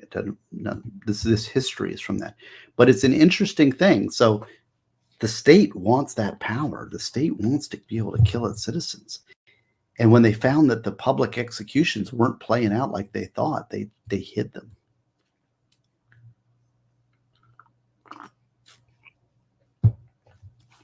All right, let's keep going. What followed this era was an embarrassing lynching era where 5,000 souls were killed by mobs from the end of the Civil War to 1968. Now, here's an interesting question because, again, anti-American interests in the United States like to talk about lynchings and slavery. And obviously, lynchings and slavery are an embarrassing part of American history, something that is at odds with the Republican founding of our country. It's at odds with we the people, right? And it's not something that any good-hearted soul can defend. But how many people were actually lynched? Well, from basically 100-year, for a century, during the lynching era, which was a century, you had 5,000 people, of which 1,500 were white people, by the way. just so that you know. Now, 5,000 is 5,000 too many, but it's not the number that most people would guess, right? Yeah, the ghost. Written audience quiz. Well, we're maybe we'll get to. We'll see. We're only on the first chapter, man. This thing is chock full. I want to go. I'm trying to. I'm gonna. Here's the plan, and you guys stay with me as long as you want. We've got the night. It's 9:30, man. It's an hour and a half in. I'm 4 sidecars in, I think. We're gonna keep plunging ahead until Ghazni gets knocked out. All right. But I want to share with you because this book is available for pre-order now at stevegosney.com. God bless you. Now, talking about this, these were extrajudicial killings. Does not speak to the passion of the mob. It does speak to the passion of the mob and the acceptance of death as a matter of group vengeance. All right. So the modern era, this is what we're on. So, in this book, really, I've given you that framework and that setup. And was that a pretty cool historical setup? Come on, give me some praise, because I think this is an interesting historical framework for which we should view the death penalty. The modern era of the death penalty began with the landmark 1972 Supreme Court case ruling in Furman v. Georgia, 1972.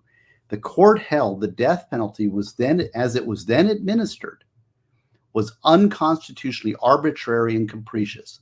That's 1972, Furman v. Georgia, for you law students out there, ended the death penalty because it's arbitrary and capricious. No, 5,000 was absolute numbers. There were 5,000 death lynchings in the United States for that century. Got it? Good. Thereafter, pro-death penalty states scrambled to institute statutory structures that would allow them to implement a death penalty against their citizens. So 72, the U.S. Supreme Court strikes down the death penalty to say that the death penalty is arbitrary and capricious. If you don't know what capricious is, you need to look it up. Then what happened was then the challenges came. The states reauthorized the death penalty under various schemes. And the Supreme Court authorized the death penalty for the first in Gregg v. Georgia in 1976. So between 72 and 76, there were no death penalties. 76, they said in Gregg, the death penalty is allowed under the scheme allowed in the new. See, notice it's Furman v. Georgia, Gregg v. Georgia. So Georgia's death penalty scheme was struck down. And then they re-implemented a statute, and the statute was upheld in 76. Now, I will say that this statute that was upheld in 76 is based on the Model Penal Code. I wonder if any of my American law students classes or any American law courses students are in my chat, because we talk about this in American law courses. And that is this response, this call and response between the courts. Since Gregg, the Supreme Court regularly weighs in on the constitutional death penalty.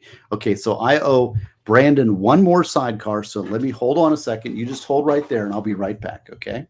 And we'll continue on. And law is still winning at this point.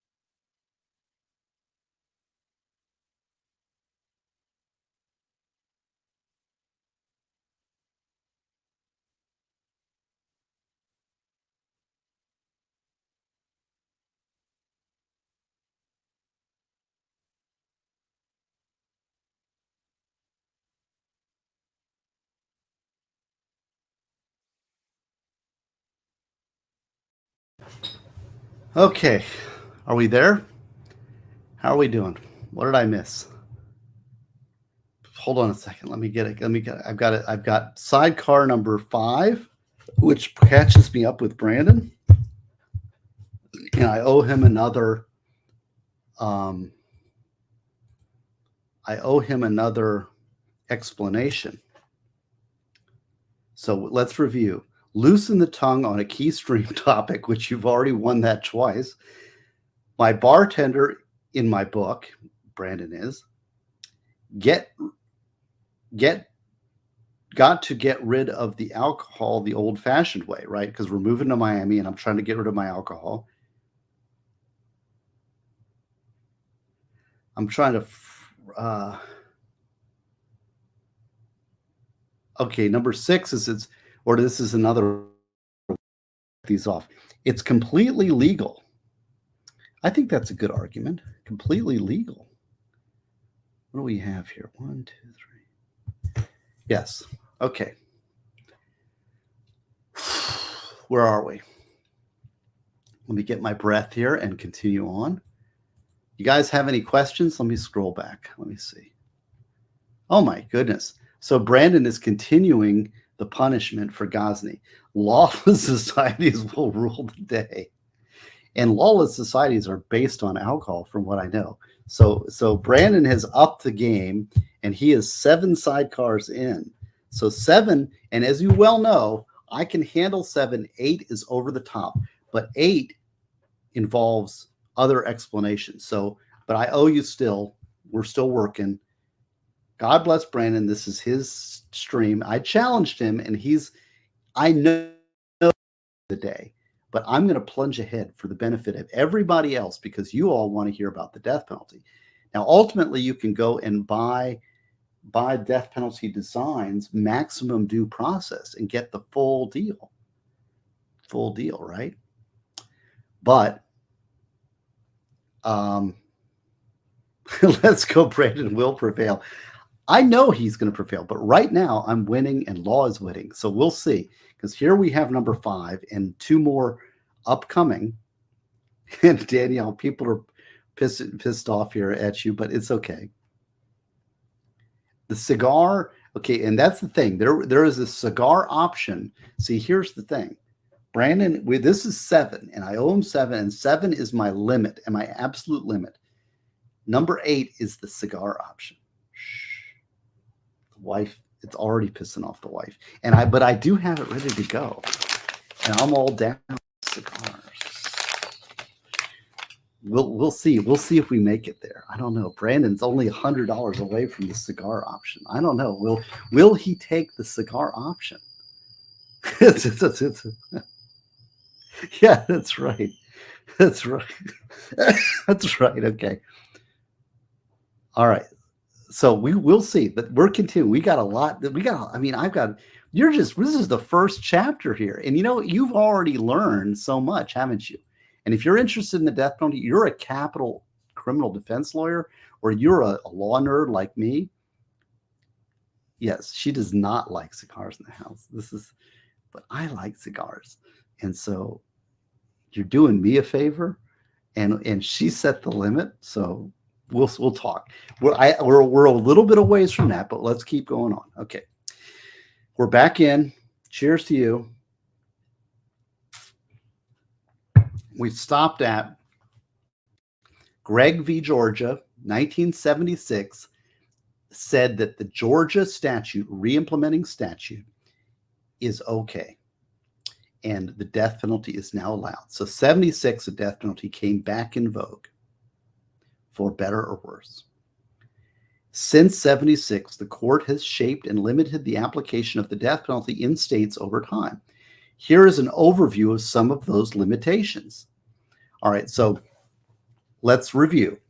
77 back here in Furman in 72, no death penalty is arbitrary and capricious.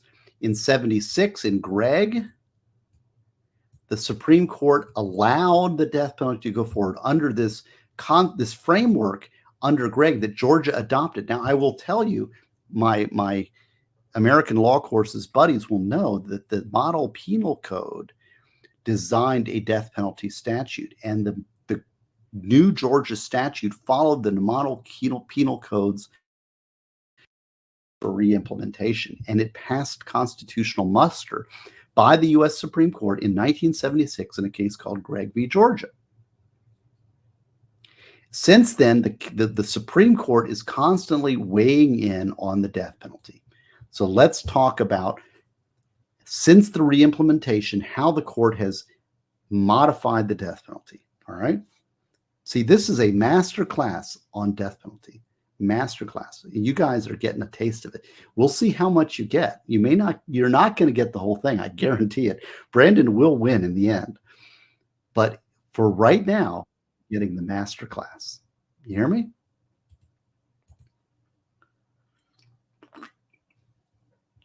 I'm spilling my guts to you, my great listeners, my great viewers, because you all want to know about the death penalty. You want to know what I'm doing. I am giving you my all. Okay? God bless you. So the first thing is, and this is what we talked about in the beginning, capital punishment is reserved only for first-degree murder and crimes against the state. In crimes against the state, we're talking about the treason, right? Capital punishment is reserved only for first-degree murder. Let's just leave it at that. States don't usually prosecute treason, so it's only first-degree murder. That's it. Corker v. Georgia, 1977. And in Corker, the Supreme Court of the United States held that the death penalty for R of an adult woman was grossly disproportionate and excessive punishment, therefore unconstitutional in the Eighth Amendment. Here, I got to check one thing. Hold on a minute. Let me take a breath here. Hold on. I'm going to stay with you as long as possible, because this is the master class, the one and only master class. This is my capstone capital punishment, because you all know me as the capital punishment guy, right? Share with you as much as I can right now. I keep punishing, but it's all in the book. If you not and still get this at the book, okay. Got to check something.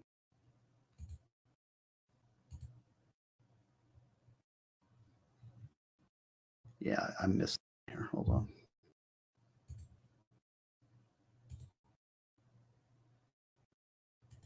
You know, I'm gonna redirect. It's gonna be because I the alcohol, and if I give out, I want to make sure you get redirected. All right. So there we are. It's done. A few states have continued to have child R statutes that authorize the death penalty. Now, here's important. This is important. In Kennedy versus Louisiana in 2008, the court expanded Corker, ruling that death penalty is unconstitutional in all cases that do not involve homicide or crimes against the state. Okay, read this again. Read this again.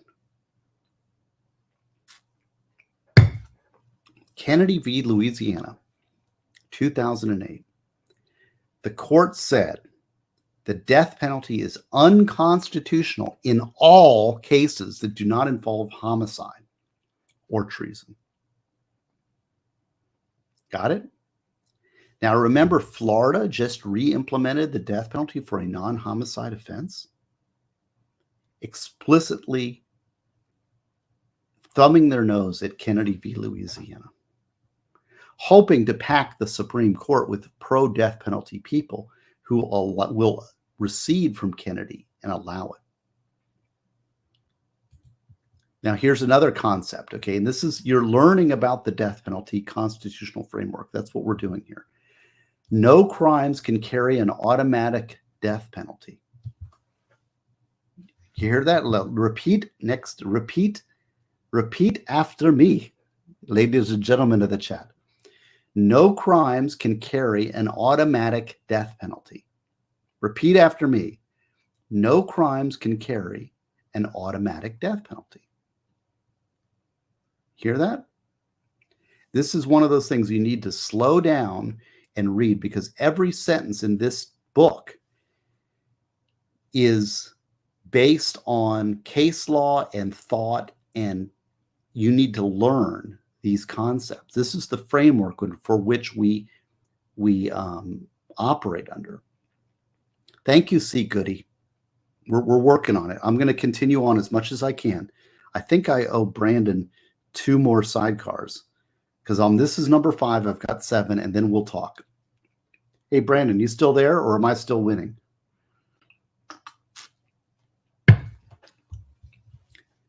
Okay, so in Woodson 76, the court held that mandatory death penalties are unconstitutional. The court rejected a mandatory death penalty scheme in companion cases to Gregg. Right? Yes, it can't be automatic, but it can be an option. Exactly. See there, you're following along. The 8th Amendment in Gregg requires individualized consideration. Got it?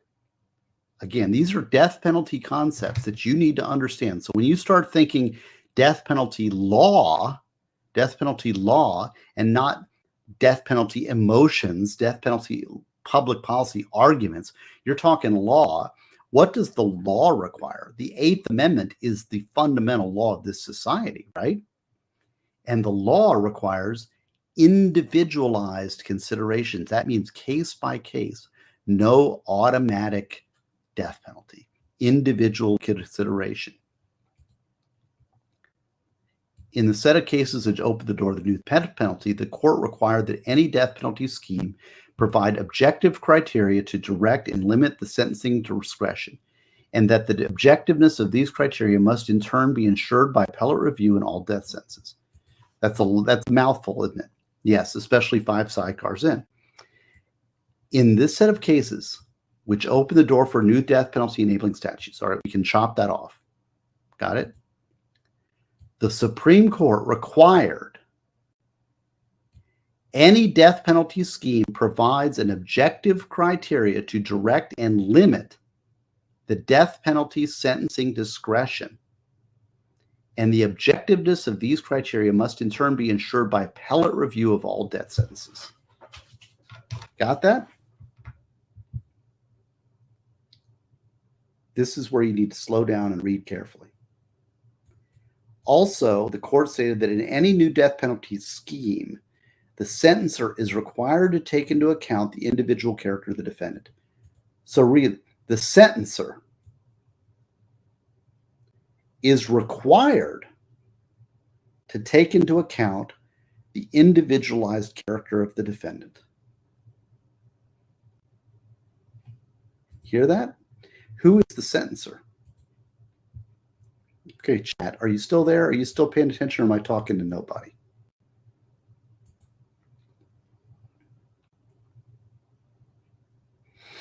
We take a breath. 5 sidecars in.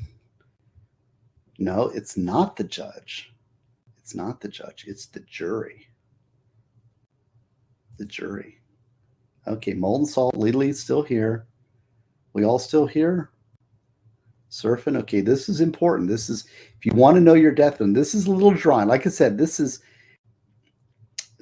a master class on death penalty. And I don't, people that want to hear about the death penalty, okay, you want to hear about it? That's what this stream is. I'm going to put this behind me. I'm not doing death penalty going forward. This is a accumulation of years of knowledge that I've gained to learn, and to now I'm passing on to you. Thank you. Okay, Lily thinks it's interesting. I will continue. So the 8th Amendment jurisprudence establishes 2 separate prerequisites to a valid death sentence. First, sentencers may not be given unbridled discretion in determining the fates of those charged with capital offenses. The Constitution instead requires that the death penalty statutes be structured so as to prevent the penalty from being administered in an arbitrary and unpredictable fashion. Remember capricious? Capricious? Thank you, Yellow, Orange, Red. Thank you very much. Good to see you. Capricious is also maybe unpredictable. Okay, Ghosterly is over on Rumble. My Rumble folks are enjoying this. All right. I think Sidecar 5 is getting to me. I'm working. Maybe I'll take a little. Second, even though the capital censor's discretion must be restricted, the capital defendant generally must be allowed to introduce any relevant mitigating evidence regarding his character or record and any of the circumstances of the offense. Got it? Now, this is U.S. Supreme Court interpreting the Constitution of the United States. So a judge who overrules this is either a U.S. Supreme Court justice and along with the court itself. If the court must follow this is U.S. Supreme Court interpreting the U.S. Constitution, the highest law of the land. This is what is the framework for which the capital punishment is viewed through, okay? So when you start talking death penalty, if you're talking law, this is what's required. I'm giving you foundational concepts to attack the death penalty constitutionally. Now, there's a public policy argument. This is what lawyers deal with when they're dealing with the death penalty, okay? You got it? Yes, this jury is a death penalty specifically. Okay, right. In a death penalty case, is a very good question, C. Goody. In a death penalty case, the jury is impaneled to determine guilt. If they find guilt on first-degree murder, there is a separate trial on the sentence. And the separate trial on the sentence, whether it's life in prison without possibility of parole or death. So there's a second trial in which the jury must determine the sentencing question. Okay? That's the way the death penalty is structured. Very good question. So you are paying attention and you are encouraging me to continue. I will tell you, is Brandon still there? I'm not sure if, I don't know, two more sidecars. I don't know if they're in the operation. If you want the cigar, I think you need to go for it right now because $100 will get the cigar. We're $100 away from a cigar. And I want the cigar, but if I owe two more sidecars, I'm not sure at what point this stream will end. I'm going to keep going until I get knocked out. But the cigar we're $100 away from the cigar level, which I would like to get to. So I'm just letting you know. So that also could include a book purchase. So you hear me? Okay, CG. And I'm not guilty. In fact, I don't want you to buy this book unless it's absolutely your wheelhouse. But if it is, you're a criminal trial lawyer and you do death penalties, this is required purchase as far as I'm concerned. The jury is not quite the censor, but in order to impose the death penalty, the jury must unanimously vote for the death penalty. The judge can still say life in the face of a jury death recommendation, but the judge cannot sentence death in the face of a life jury recommendation. You got it? No, he's 100. We're $100 away from a cigar. Just letting you know.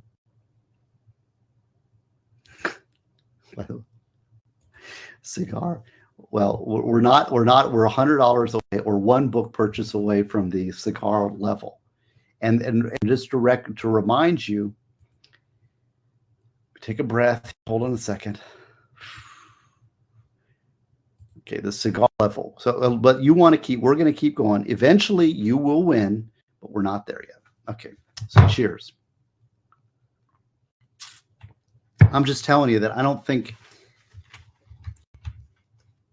Brandon is winning already, and I'm losing a little acumen 5 sidecars in, but we're $100 away. Gotcha? Okay, let's go. Let's go, Brandon. Let's go, Brandon. A judge can overrule a jury to the benefit of the defendant.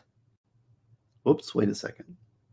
No, he hasn't prevailed yet. We're still battling. Where are we? I didn't mean to click on that one. Oh, here it is. Why the hell can a jury undo a jury? A jury can recommend death and the judge can give life. But the judge cannot overrule the jury and give death when the jury recommends life. And no, not yet, not yet. Let me see. When did you buy a book? Because we're only counting from right now. I'll check and write and see what right now. Did you just buy a book or did you do it? No, I don't see a book purchase as of now. And the book purchase includes an extra bonus book. Okay. What is explicitly contrary? No, that's there. What are you talking about? No, the judge can go down but can't go up. That's not this is case law, I'm telling you. At the start of the stream. No, that's been accounted for. We're $100 away from Cigarville. And I want the cigar actually. I can't have a cigar unless this is the only way I can ever smoke a cigar. All right, ready? Let's continue. The Sixth Amendment of the United States Constitution provides that criminal defendants are entitled to a fair and impartial jury who follow the law. The court has interpreted this to mean citizens facing the death penalty are entitled to a jury that will consider mitigation and follow the law. Hear me? So a jury must consider mitigation. So all you pro-death penalty people, and this is the law as it exists, you must be able to consider mitigation. You must be able to consider mitigation. That means that if so people like to say, I don't care that he's a drug addict. I don't care he was abused as a child. I don't care that blah, blah, blah, blah, blah, blah. Whatever the mitigation is, he committed this heinous act. I'm not even going to consider that because anybody who commits this kind of act is automatically death penalty. That is, you have excluded yourself from the death penalty jury because you must consider mitigation. Got it? Yeah, Brandon, don't lean on Brandon, man. Brandon is a great guy, but it's up to you, man. We're $100 away from the cigar.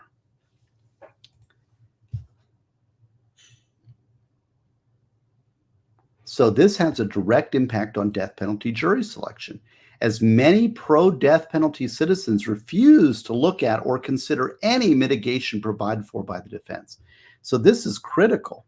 The jurors must be able to weigh mitigation in addition to aggravation. So, in fact, this is the distinguishing characteristic for pro-death penalty jurors and anti-death penalty jurors. Pro-death penalty jurors look to the crime. Anti-death penalty jurors generally look to the defendant and what caused him to do this. I'm impervious to scrolling up. Well, 5 sidecars does that. You repeat yourself because I've watched it, yeah. So if I'm missing something, tell me because I missed something. Tell me what I missed. You're a wrench. Tell me what I missed because I'm doing my best here. I wish I had Valhalla. Valhalla's not here, man, and I need him to see. And I'm only halfway through this sidecar. What I'm saying is that a cigar is on the table. It's $100 away. So jurors that refuse to look at mitigation cannot be fair as a matter of constitutional law. You gave me the cigar? How did you do that? Oh, I see. Okay, I see. Okay, yeah, you did. Okay. And the people, can we say, Brent, okay, and so now let's take a subject matter because I know by my feeling right now, I owe you 2 sidecars. I'm not sure if you will see them, but I owe you a cigar because if I don't do the cigar now, you won't make it to the sidecar. So, or whatever I'm trying to say. So do you want to, do you like Gurkhas? Yeah, I got you, Brandon. Okay, Brandon gets this. Brandon, you guys lean on him too hard. Let's see what we got here. Which is the Gurkha? I've got some cigar selections here. I hear these Gurkhas are really good. Is that one? Which one? Shoot. See there? I'm completely lost. Okay, here we go. Okay, I'm going to have to pour it out. I'll get in trouble later. You guys are going to get me in trouble.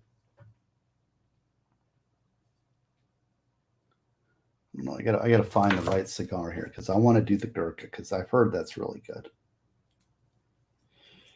Holy cow, this is powerful. Okay. All right, we're going to do this one. I don't know what this one is. It's just random. Ah, it smells good. Thank you, Brandon. God bless you. You know, you came through as usual. I owe you, buddy. Hey, man, Brandon, I know you come to Daytona, but now I'm going to be in Miami. Are you going to come to Miami? We got to hang in Miami. This is, I'm telling you, I'm going to have to pay for, I'm going to pay for this for the next, I don't know, but here we go. Okay, let's go ahead and, we're going to get back to the law, you guys. I hear you. We're going to get back to the law in a second. But we owe those people who are actually contributing. You guys are hanging on. You know, this is the thing. You guys are hanging on. Brandon's making it happen. Hold on, where are we? You guys are hanging on. All you guys, anybody who criticizes Brandon, just let you know, you're just following in the wake of Let's Go Brandon. So we got a cigar. We are there. You have made my night. God bless you. This, I don't know. I'm expecting them to approve all my businesses. But if not, this may be my last chance, or at least until the 26th. I am unemployed until the 26th. On the 26th, everything may change. It may stay the same. We don't know. We don't know. Okay, ready?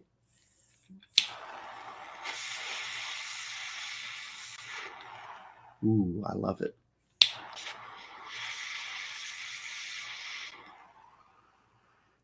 Wife is going to hate this. Oh, that's powerful. This is a harsh cigar. Okay, let's put it down. Oh, gosh. Horrid. This one's nasty. This is a nasty cigar. This is not a sweet. Okay. Where are we? 10 o'clock. Yes, he is legendary. Okay, and yeah, bring your law card. I'll sign it in Miami, man. Come down to Miami, man. Hang out. And you know, this is okay. And I owe Brandon more explanations. Listen to this, okay? You guys, you there? This is fun. Okay.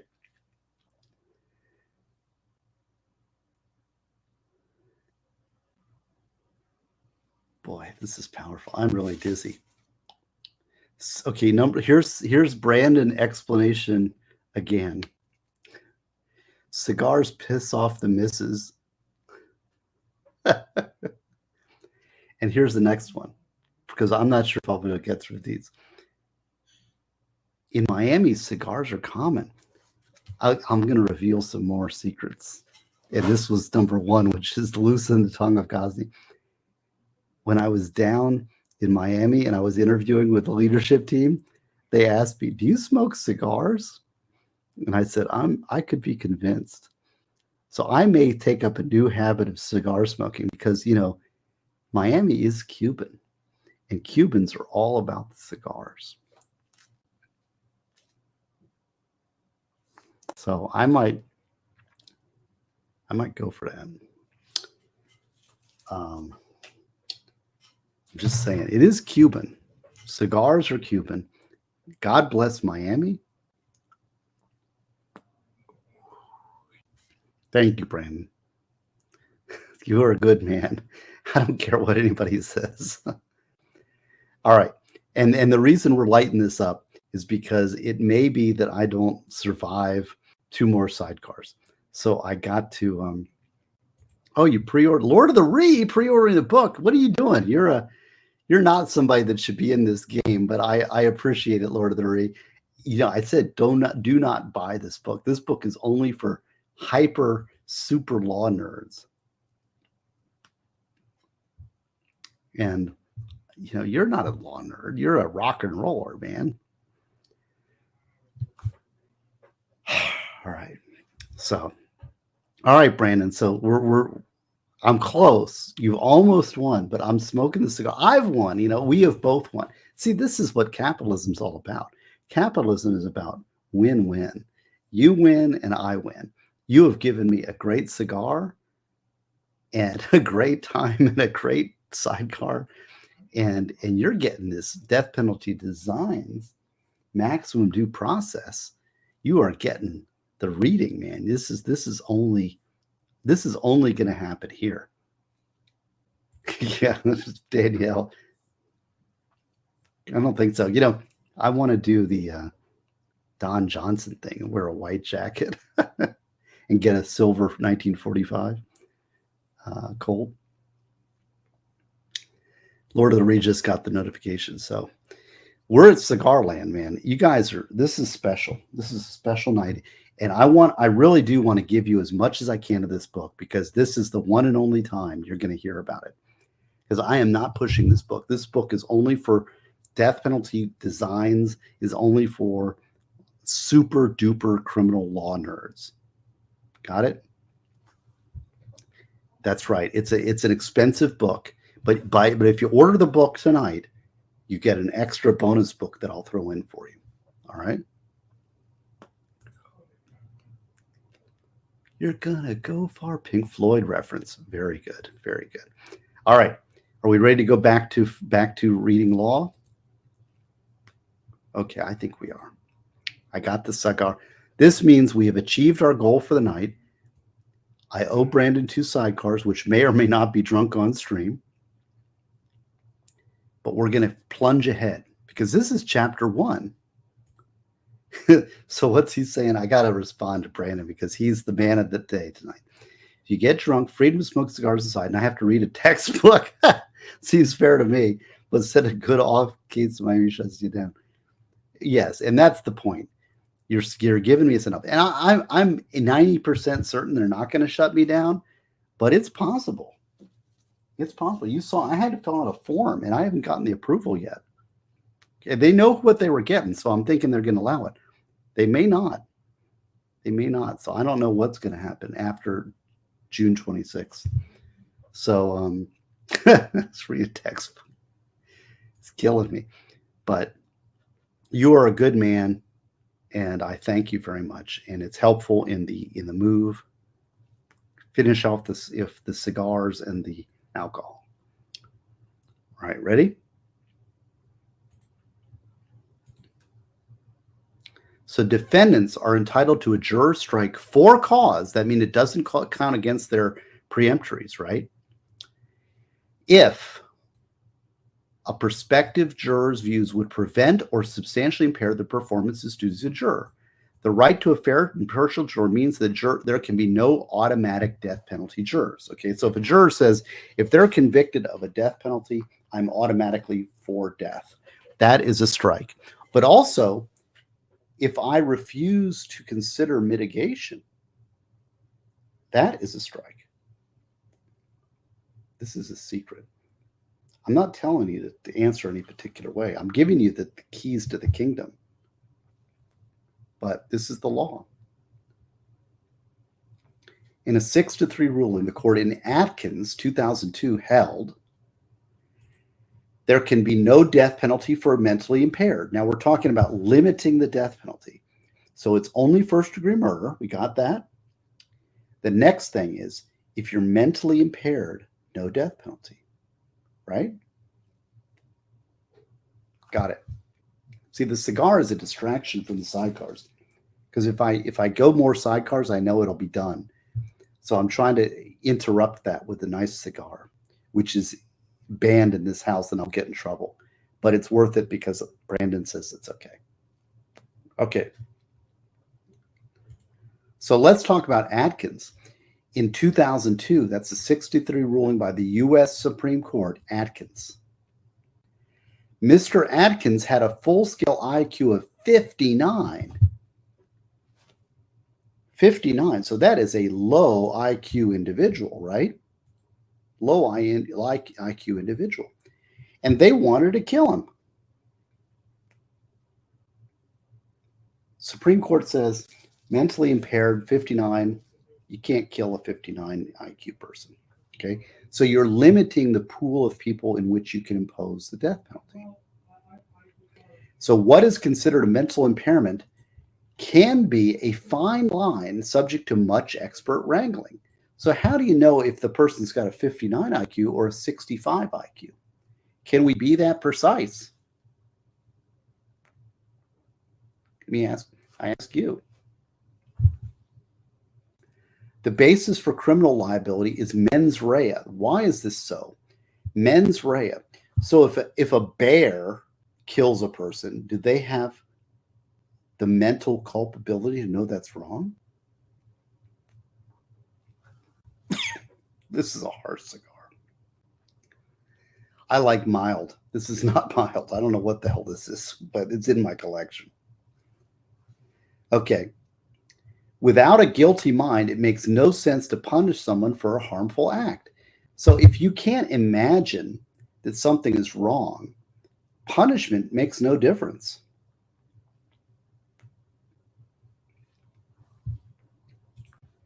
So Zach asks a question. Shane, can you educate Zach? Zach seems to be behind the curve. I'm past being able to sell. So if someone does not intend to injure another, they should not be punished. So you punish somebody because they knew something was wrong and they did it anyway. Got it? The idea behind criminal law is punishment. And punishment inures to the person who knows they're doing something wrong. If they don't know they're doing something wrong, punishment doesn't deter because they don't understand. Got it? Yellow, orange, red, you're still here. I thought you were going out. I'm glad you're here. Designs maximum due process. And anybody who orders tonight will get a specific shout out in the acknowledgments of the book. We'll get the book and we'll get a bonus book that I will include. Got it? So it's all good. And here's Shane is doing his mod duties. Good to see you, Shane. God bless you, man. Okay, we're working through this is the first chapter. This is the first chapter. This book is so packed full of information. This is a basic foundational understanding. So if you are interested in capital criminal law, this book will give you a foundation to understand it from a legal perspective. A legal perspective. And Brandon's is the hero of the night. So all his chats get special attention. He says, makes me think of my uncle who's mentally retarded in house in Daytona. He was a big boy until his balance started to go. These people watch cartoons. You can't find a culpable mind there. Right. You know, punishing somebody who doesn't know they're doing wrong is pointless. The point of criminal law is to punish a guilty mind. Got it? Good. And this is a hard cigar, but the cigar allows me to avoid that sidecar sitting there, which I know will, at this point, will knock me out. So I'm giving my chance a little chance to recover. Now, childhood brain development dictates that moral culpability for actions are less when the brain is not fully matured. And this is a big line of attack right now in the capital appeals area, because when does the mind become fully developed? The death penalty people are saying, and this is a little skip ahead. Death penalty people are saying that your mind is not fully developed until 24 years of age. Until that time, you're still developing. So that would suggest that an unformed mind is there until 24. That is a very hotly debated and active point of litigation and mitigation, but this is something you're seeing. This is when you're seeing mitigation in death penalty cases, you're seeing a lot of stuff about 18, 19-year-olds committing first-degree murder who are assessed to have their brain as not being fully developed. Got it? This is Ghazni Spilzal. And did I owe Brandon another reason? So let's go through them. Loosened tongue on key stream topic. That's what you're getting in spades tonight. Bartender in my book is, let's go, Brandon. Cigar. Oh, the cigar level will get a thank you in my new book, Brandon. So you're going to get a special shout out in my new book, which is Death Penalty Designs, Maximum Due Process. To get rid of the alcohol the old-fashioned way, cigars piss off the missus. They are legal. And here's the next one. In Miami, cigars are common. I've got one more. I got one more that I've listed. Any more beyond that are bonus. I don't know if I have anything more. I've got one more reason, but let's go with that.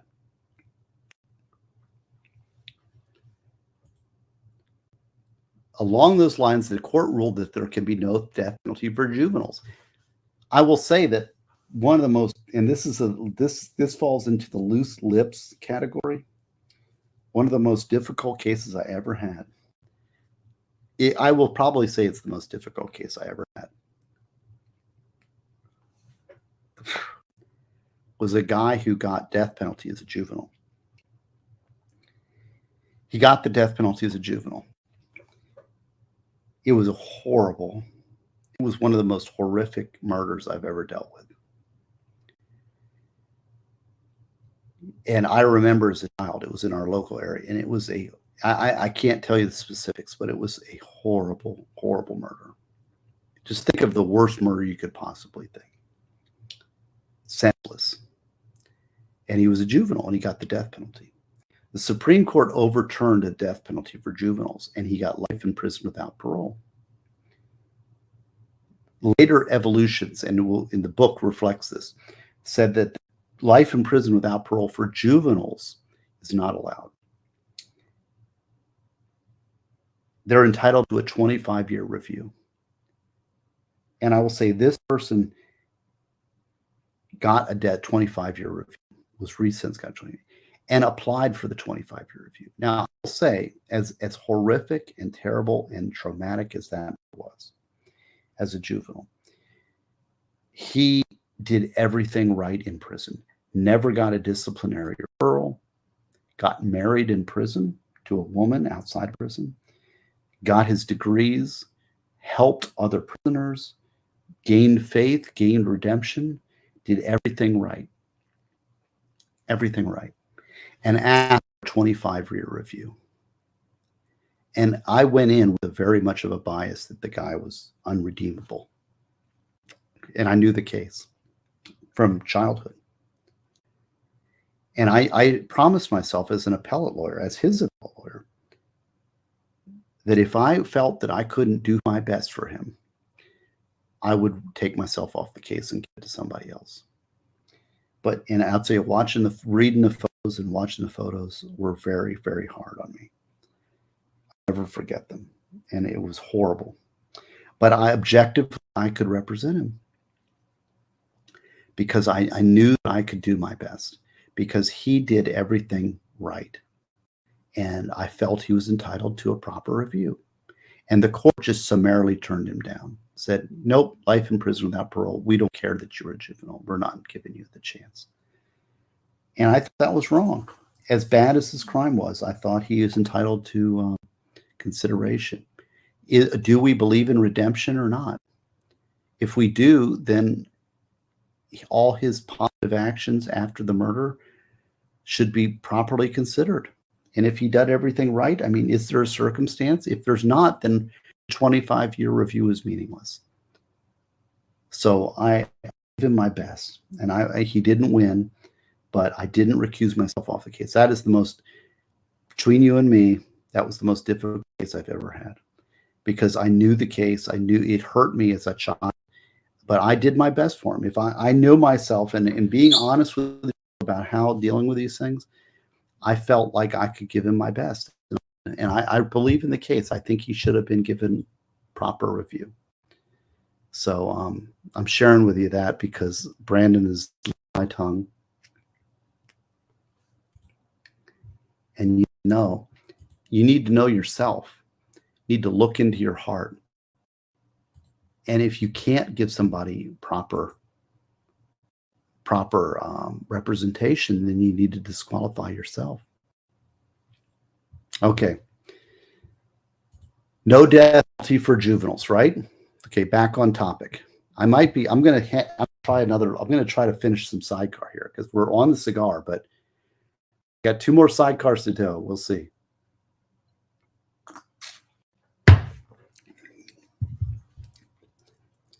Okay, so why no death penalty for juveniles? There's a bit of research on regarding the brain development of juveniles.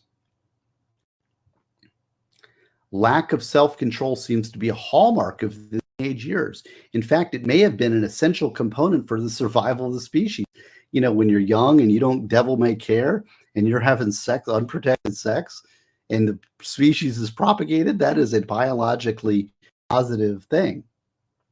Now, for death penalty and for crimes, lack of self-control is not so good. But for propagation, it's for genetic evolution, it's a good thing. How the childhood development of the brain impacts criminal mens rea is a question the court must wrestle with. Here's the thought experiment. So if you don't agree with this, all you pro-death penalty people, I don't agree that juveniles should be exempt from the death penalty. There are crimes by which they should be given the death penalty. Here's a thought experiment. Would it be appropriate to execute a 2-year-old for murder? If a 2-year-old commits murder, could you impose a death? What do you think?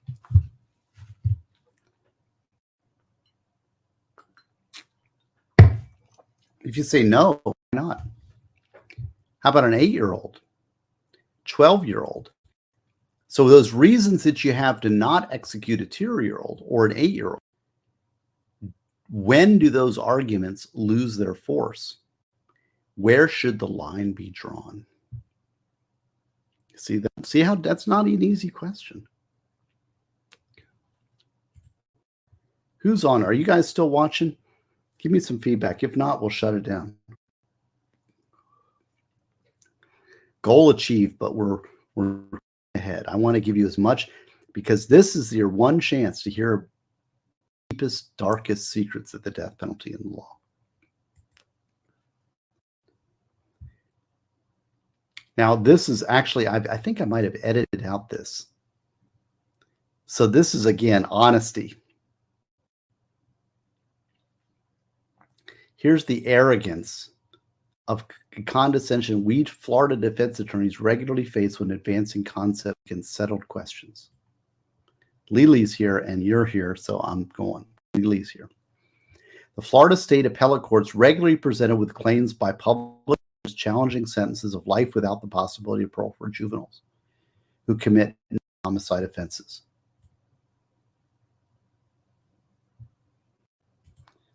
I'm still here trying to figure out the murder. What murder? Yellow, orange. Oh, I need a little more. Thank you very much.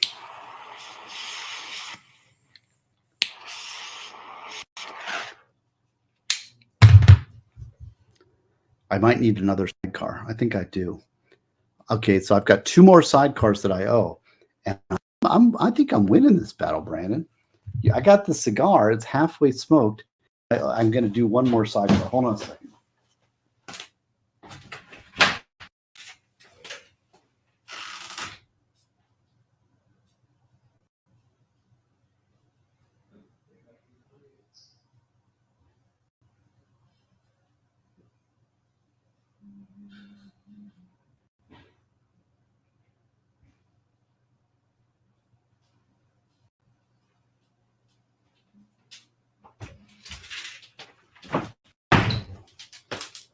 All right.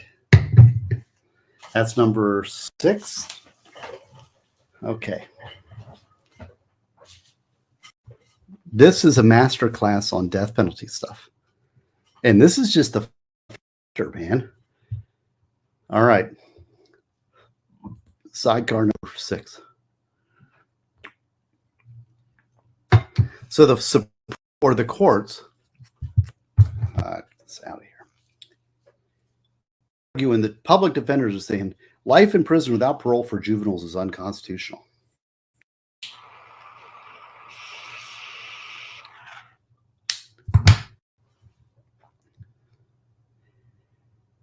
So offense defendant was 14 years old, and that's cruel and unusual. Courts said, oh, I might have changed this already.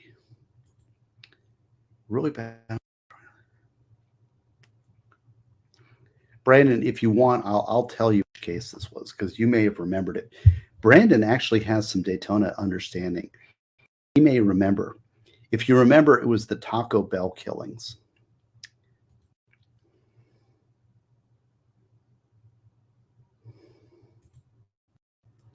And Danielle gets special treatment. Okay. Courts are fickle and dismissive of change, but advocates should not give their arguments just because they're meeting resistance. So what the court said, this is stupid. But ultimately, the Supreme Court said, wrong. Boy, I don't know. I don't know if I'm coherent. Let me see if I can move on. So we're talking death penalty law, right? The death penalty is reserved for the worst of the worst. So this is what you need to understand. If you're doing death penalty cases, first-degree murder must be premeditated murder. It cannot be low IQ individuals, and it must be the worst, right? There must be a distinction between ordinary first-degree murder and first-degree murder that carries a death penalty. This is so critical. Okay, I want you guys, if you haven't learned anything yet, this is law, death penalty law. All those non-death penalty criminal lawyers do not understand this. Okay? You now, as watchers of the stream, and the people that are now learning death penalty designs, the law is there must be a distinction between ordinary first-degree murder and first-degree murder that carries the death penalty. So you understand this. It's only first-degree murder, and it's a set of first-degree murders. There must be first-degree murders that are death penalty and first-degree murders that are not death penalty. Got it? Not all first-degree murders qualify, because remember, no automatic death penalty. No automatic death penalty means there has to be some that are and some that aren't. That also means, and big problem, and I'm going to tell you this full screen. Come on. Full screen with the cigar and the sidecar in hand, because I want you to listen to this. All first-degree murders cannot qualify, because that would be an automatic death penalty. There has to be a rational distinction between death penalty and non-death penalty first-degree murders. In Florida, and this is my major objection to Florida's death penalty statute, this is the key to understanding why Florida's death penalty is unconstitutional. Because if you had spread out 20 first-degree murders in front of me, 20 files describing horrific first-degree murders, I, as an experienced death penalty practitioner, could not distinguish between which ones qualify for the death penalty and which ones do not. Because under Florida's death penalty statute, all of them qualify. And that is not rational. That is arbitrary. That is the main reason Florida's death penalty is unconstitutional. You hear me? You have just gotten the secret of why Florida's death penalty is wrong. Okay? And you have to understand federal case law in order to understand this. So let's review. 20 death penalties, all first-degree murders. If you said, okay, which one, if you, Ghazni, and I know something about this, if I have to pick between those 20, I couldn't tell you which ones were death penalty and which ones were not, because all of them qualify. And that is arbitrary. That is arbitrary. When all of them qualify, it's random. Okay? That is the major problem with Florida's death penalty statute. Okay? No, I don't chew Copenhagen. I can't deal with that. All right. And now we're just in the owing stage. Ghazni owes 2 more sidecars, and I'm going to finish the cigar. I'm feeling pretty good, though. But 2 sidecars will be...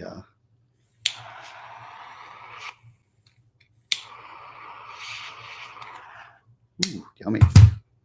It's actually getting better with time. All right, we're down. You get it? This is the major problem with Florida's death penalty statute. And this book is an attack and an explanation of why. You see, you have to understand the law behind it to understand why it's unconstitutional. And most people have no clue. It's a very specific. Oh yeah, shark. I love shark. Have you ever eaten shark, fellas? See, Brandon knows Daytona. He knows my home. Okay. So distinguish between ordinary and first-degree murder and first-degree murder qualifying for death penalty. To accomplish this, a state legislature must set out criteria for distinguishing between the two by listing factors that make first-degree murder eligible for the death penalty. Got it?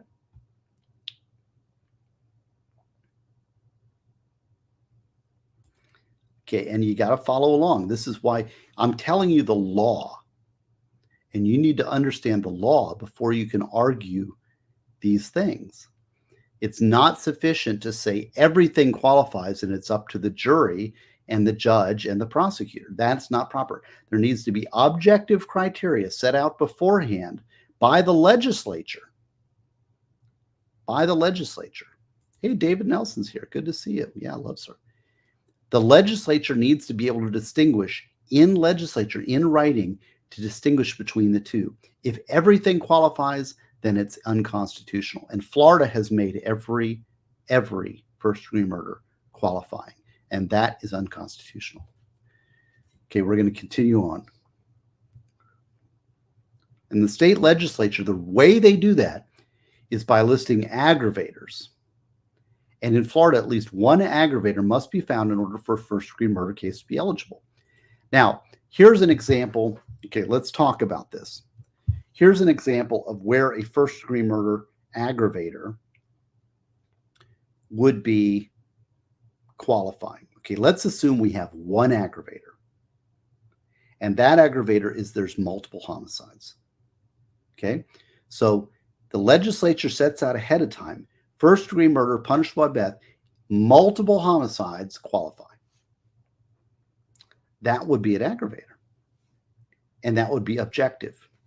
And it would be said, there's only one aggravator. If you commit multiple homicides, then you're subject to the death penalty. That is objective, it's measurable, and not all first-degree murders would qualify because not all first-degree murders would be multiple homicides. That would pass constitutional muster. Got it? Whoops, I'm burning. This thing's burning out. I don't know. Okay, so TX47, you following me? So an aggravator that says multiple homicides, that's the one aggravator, and that's the one way you qualify, multiple homicides, good enough. You're there. That's objective, that's constitutional, because not all first-degree murders are multiple homicides. Okay, MLP. See, now you're following me. See, man, I'm making sense even despite what number sidecar are we on? This is 6. Is this 6 or 7? I think it's 6. You're following me. I'm pleased. I'm happy because you're listening. And this is a teaching. This is the only time I'm going to stream on this shit. You can buy the book and get the whole story, but I'm streaming on this. I'm going as far as I can in this book to tell you about the death penalty, to teach you about what I've learned over the last 2 years. We'll see how long I last. Got it? Okay. Aggravators. Okay, we got the Sixth Amendment, gives you right to a jury trial. And now I'll ask you this, okay, going back here, how many aggravators do you think Florida has? I've given you one aggravator. So I'm saying a death penalty statute that says the aggravator of multiple murders would be constitutional because not all first-degree murders would fall into that. It would distinguish. So if I had 20 cases in front of me, and here's one of multiple homicides and here's one with not, I know I can easily distinguish between those that qualify and those that do not. How many aggravators does Florida have? Zach, you're good. Whoa, that one went wrong. How many aggravators does Florida have? Do you know?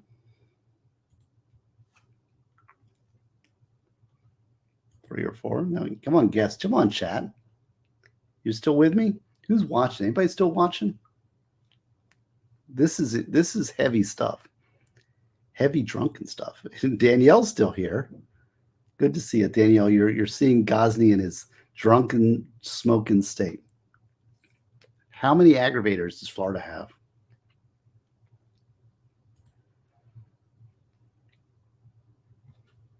I'll move on and we'll come back to that. Remind me, in case I forget. I'll have a drink to forget.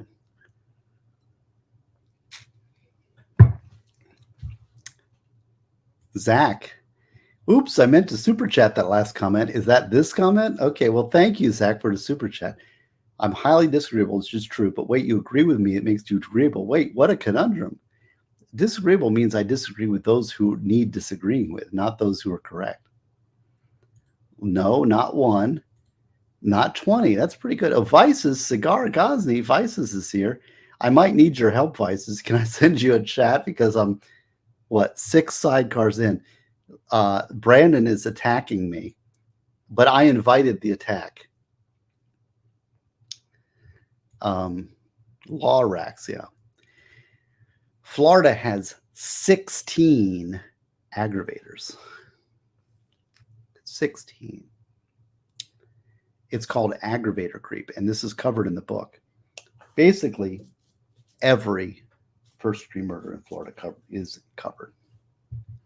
See, that's why it's a problem.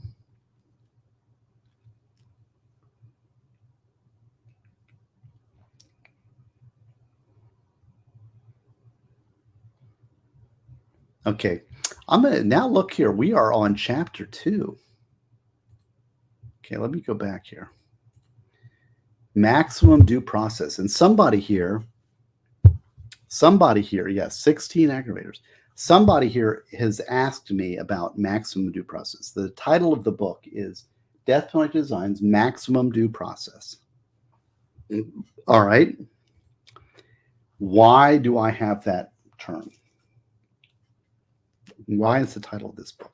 And this is a book that's been 3 years in the making, maybe 2 years, 2 to 3 years in the making, something like that. And here's where this comes from. In a death penalty case, how much due process is due? When the state seeks the death penalty, how much process is due? Yellow, orange, red can't hang, but it's cool. You're a good editor. God bless you.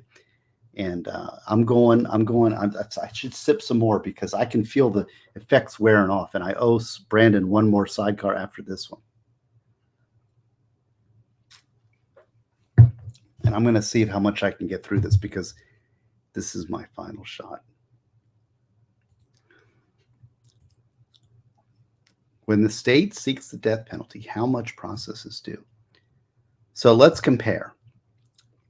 You get a speeding ticket, a misdemeanor, a felony, and the death penalty.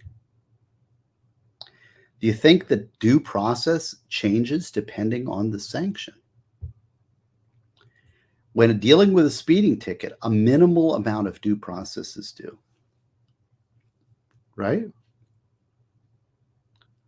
A misdemeanor results in somewhat more process than a speeding ticket, including the right to a jury trial. So with a misdemeanor, you can get jury trials.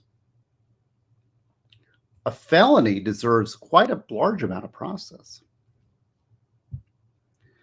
The death penalty, how much due process is due when the state is seeking the ultimate sanction of death? Is there anything beyond that? I would argue that the maximum penalty should draw the maximum process. By this, I mean that doubts as to process should be resolved in favor of an accused who is facing the death penalty. Hear me? What are we talking about? The maximum penalty should result in the maximum process due. If we're entitled to due process, how much process is due when the state seeks a death penalty? The maximum process. So this is the point of the book. Due process must be provided before any life is taken by the government. When death is sought by the state, maximum due process must be applied. This is a Ghazni inference and statement, but I think it's logical and consistent and correct. Because if the maximum amount of due process is not allowed for the death penalty, in what case is maximum due process ever allowed? There is a state of maximum due process. And that state should be in the maximum penalty. And the maximum penalty is death penalty. Got it? So death penalty designs, maximum due process. That answers the question. Somebody asked this, and I'm on sidecar 6. Vices, man, you can come on if you want to help me. We're going through my latest and greatest in maybe the last book that I have actually content for. You know, people say I write books. This book has been written over 2.5 years. And I'm almost done with the cigar. Whew. One more sidecar, finish the cigar, and we're done. Okay, so we're working on it. This is only the beginning of it. This is only the beginning of the book. This is the setup of the book. What are you saying, Brandon? I popped into some streams. Court stuff is finally kicked back between. What does that mean? I don't know what you mean there. I'm confused. Constitutionally, man-created penalties must be checked by due process. The ultimate deprivation of life must be checked by maximum due process. It was a big, harsh cigar. I like gentle cigars. This one is harsh. And this means ultimate penalty for Ghazni. You guys, it does just because we reached our goal doesn't mean you have to stop buying. You know, and like I said, if you go to steveghazni.com, maximum due process is going to be available for a week. It's not required.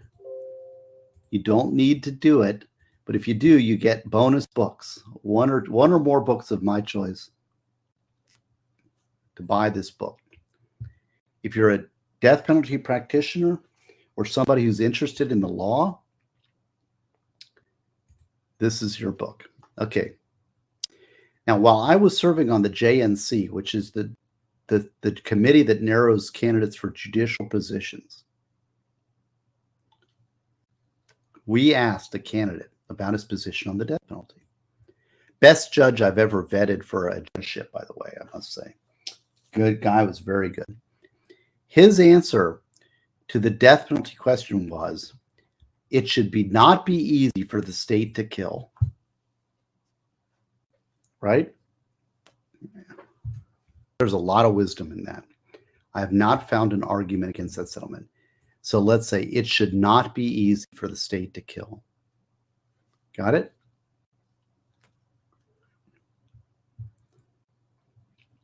What does maximum process mean in actual practice? Prosecutors and judges are used to defense attorneys agreeing to many things, including the admission of evidence and timing issues. There is no quarter given in death cases. The defense must raise every objection and every defense. Got it? Maximum due process. Defense doesn't agree to anything. Got it? I think we're done with the cigar. Finish this. A capital trial practitioner whom I regularly work with, Ms. Rosary Peoples, advises her clients facing charges of homicide. Upon first meeting them, they are 18 to 24 months away from picking a jury. Now, I will say Rosemary Peoples is the best defense attorney I've ever been around, bar none. She's barred in both Florida and Georgia. And she is now no longer with the public defender's office. She is now with the Jose Baez firm. If you remember Jose Baez, we Rosemary and I handled the Virgilio case, which Vices is familiar with, right? Vices is the best source. If you want to know about the Virgilio Aguilar Mendez case, Legal Vices covered that better than anybody else on the internet. And Rosemary Peoples was the lead attorney on that, and I handled it behind the scenes.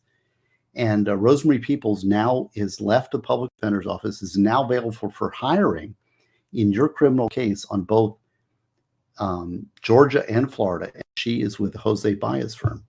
So, you know, Jose Baez, who handled the Casey Anthony case and the Aguilar Mendez case. So Rosemary Peoples now in private practice. She's the person to go to. Got it? So she says when she gets a client, yeah, Vices, man, you need to get Rosemary on, man. She's now in private practice. You need to get her on. When the homicide includes the death penalty, she anticipates the time to jury selection will extend to over 2 years. And that's Northern Florida. Some jurisdictions have higher time frames. So you got a death case, you're talking about 2 years between charges and jury trial. That's a lot of time. Now, let's talk about the death penalty. This is the death penalty stuff, right? Glad you guys are hanging with me. Are you guys okay? I got one more sidecar I owe, and then we'll call it a night unless somebody wants to kick in another. Go get the book and all the stuff you have to do. I'll lead on my mods at this point for telling people what to do because I'm out of it. Vices, man. Brandon is almost got me. I think we're at the draw period. He's got me the cigar. I'm on sidecar 6. I got one more coming up. All right. So let's keep. I'm going to see if I can finish this chapter, and then I'm going to bed. You guys are hanging with me. Thank you very much. And thank you for this is high-level death penalty law. And you want to know the real law? This is the real law behind the death penalty. This stream is to share with you what death penalty practitioners have to deal with. And this is the law as it relates to the death penalty. Okay. The state takes murder very seriously, as they should. So what does that mean? Specialized forensic teams are called whenever homicide occurs. It brings to bear all the science and investigatory resources of the state.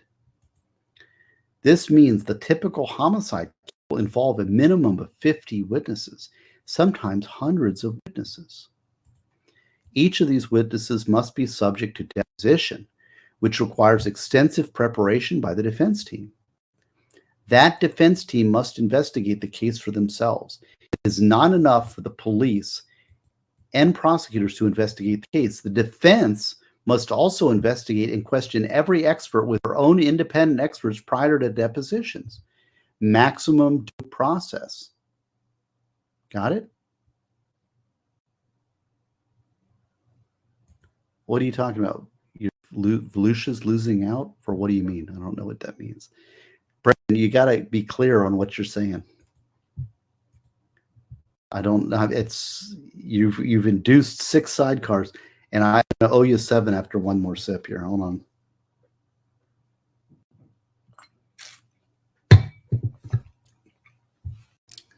Seven coming up. Hold on. I owe you one more. I know. Delays regularly occurs at the trial level because the attorneys involved in the case must coordinate their calendars with each other and the witnesses. Depositions sometimes need to be repeated due to disclosures made during the discovery process. Got it? Experts must be retained for individual mental health examination. Remember the IQ question? So that means the defense in every case must retain an expert to determine whether the IQ is sufficient. Further, experts may need to be retained depending on the facts of individual case, like our old buddy Andrew Branca. In preparation for the penalty phase of the death penalty trial, a comprehensive mitigation analysis with each capital defendant must be conducted, which requires an immediate employment by the defense of a mitigation expert, a costly requirement. That's $20,000 to $35,000 upfront as soon as the state announces they're seeking the death penalty. Okay? Who can afford a maximum defense? The state. State can. The trial itself requires weeks of court time. Jury voir dire, jury selection, must be comprehensive, in-depth, and individualized. Remember the need for individualized consideration? During the guilt phase of trial, the numerous witnesses must be presented to the jury and cross-examined by the defense team. If a guilty verdict is reached, the second trial then begins. This is called the penalty phase. The penalty phase question is whether the convicted defendant gets a sentence of life in prison without the possibility of parole or death. That's the only question in the second phase. Got it? During the penalty phase, the state must prove certain factual aggravators to the jury. The state in Florida has 16 statutory aggravators, which is a ridiculous number, but they must prove those aggravators. The defense then presents mitigation to the jury. At the penalty phase, there's a heightened level of due process. Thus, many evidentiary rules that would keep out much evidence in a normal case must be uncovered and considered by the defense attorney prior to trial. This applies especially to mitigation experts. So that means that, say there's some hearsay or evidentiary rule that prevents mitigation being presented to the jury. In that case, that stuff goes out. And this is very difficult. This is very difficult for attorneys to understand when they've been brought up in criminal law and they're experienced attorneys and they know stuff. And all of a sudden, at a death case, those evidentiary rules are out the window. Things that would normally be objectionable and excluded from the jury are allowed over hearsay because of maximum due process. The due process requirement for the jury to consider mitigation overrides hearsay. Hearsay, you understand? So, and then this requires a suspension of normal questions. I dealt with this recently. I was dealing with my last death penalty appeal. I was applying some traditional standards that I deal with in regular appeals. And my supervisor, my division chief, Nancy Ryan, came back and said, well, this is a death case. That doesn't apply. You've got a different standard. It's maximum process, right? So the normal rules apply. If the defense thinks the jury should hear it, they should be allowed to present it because we're talking about life and death. You understand? This is the law. This is the law. Baez did a great job. Yeah, Baez, I met Baez. I gave him my death penalty, my ideas and answers in law book, and he listened to it. So I'm going to get one more sidecar and we'll finish out this chapter because I owed Brandon the sidecar. Free to talk amongst yourselves. I'm going to refill this and we'll see if I can make it. We're on this sidecar 7, which is the outward limit of my capacities, but I think we can do it. All right, you ready? I'm going to go. Hold on, I'll be back.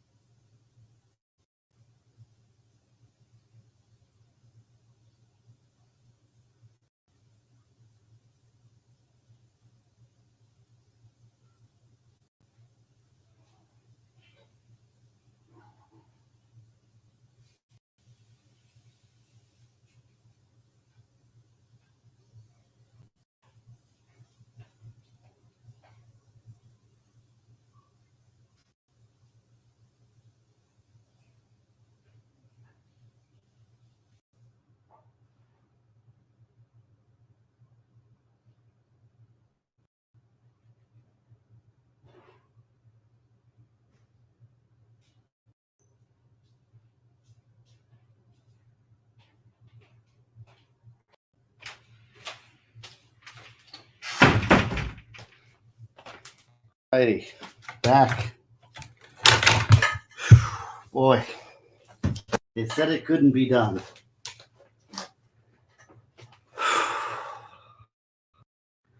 How are we doing? Am I doing all right? I think I'm doing pretty good.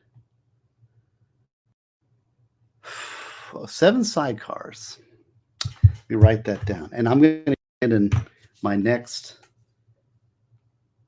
So we've got loosen on a key stream topic, my bartender in the book, cigar level will get a thank you in my new book. So Brandon gets a thank you in my new book, special shout out in Death Penalty Designs, Maximum Due Process. Got the alcohol the old-fashioned way so that I can move and not have to move alcohol. Cigars piss off the missus. In Miami, cigars are common. Cigars are legal, and so is alcohol.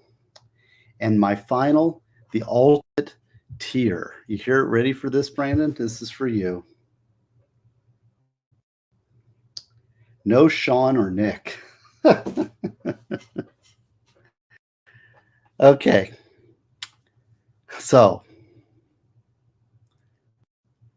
let's see. What are we talking about? So let me scroll back, make sure I didn't miss anything. Yes, we're on sidecar 7. 8 is 8 is the knockout limit. So we're really, the cigar was number 8. So really we're not anything. So yeah, so vices is, vices, I'll tell you, you are the man when it comes to, I don't have the liver that you do, but I have sidecar number 7 in hand.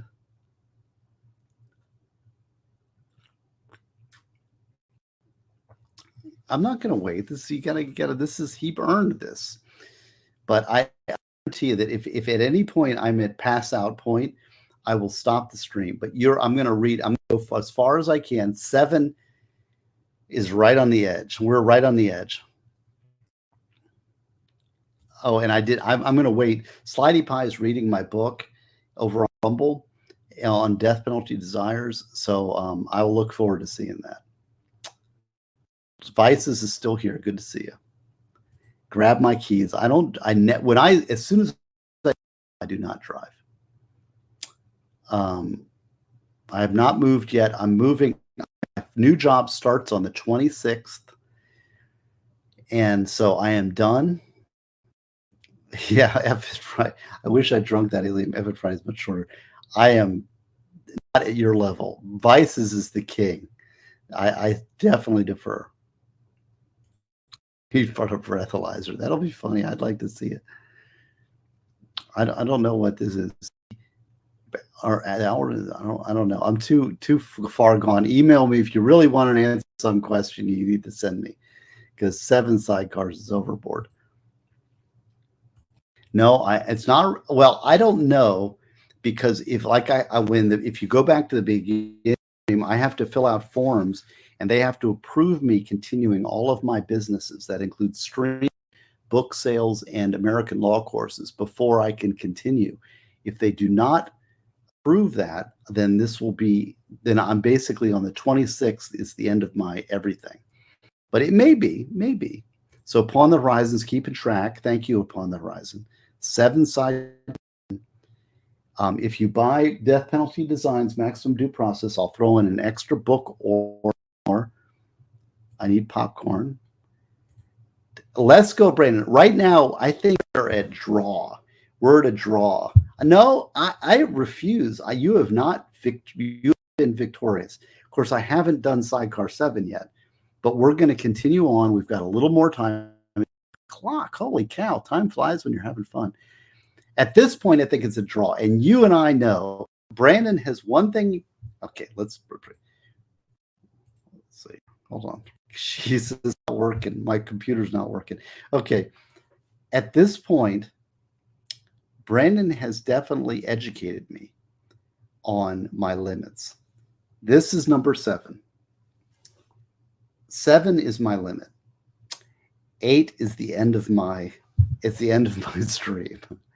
But we're not at 8. And I'm going to try to finish this chapter at 7. Okay. Fair enough? I think that's fair. I think you got and Brandon, you came through yet again. You're a good man, and you are the gift to all of us drinking streamers. I only drink online. Yeah, Vice, as you know.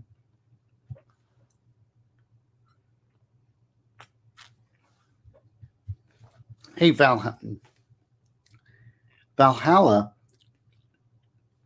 would you come on? Can I send you an invite?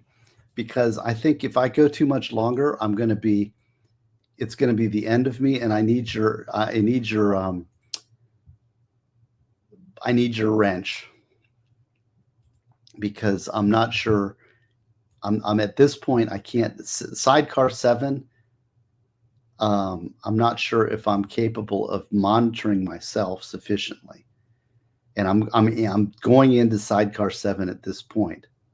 Let's see, where is your email? I'm going to send you a link, because Valhalla is going to be my wingman. Let's see. Because he is the mod of all mods, and he's my bro. He's my brother. Yeah, so Valhalla, I just sent you a link through email, and he's going to be my wingman. So I'm going to try, and if he says I'm ridiculous and I'm absurd, then I will shut down based on his advice, because 7 sidecars, my judgment is impaired. Absolutely. All right. So, but you guys are with me, so we're going to continue on the death penalty stuff, right?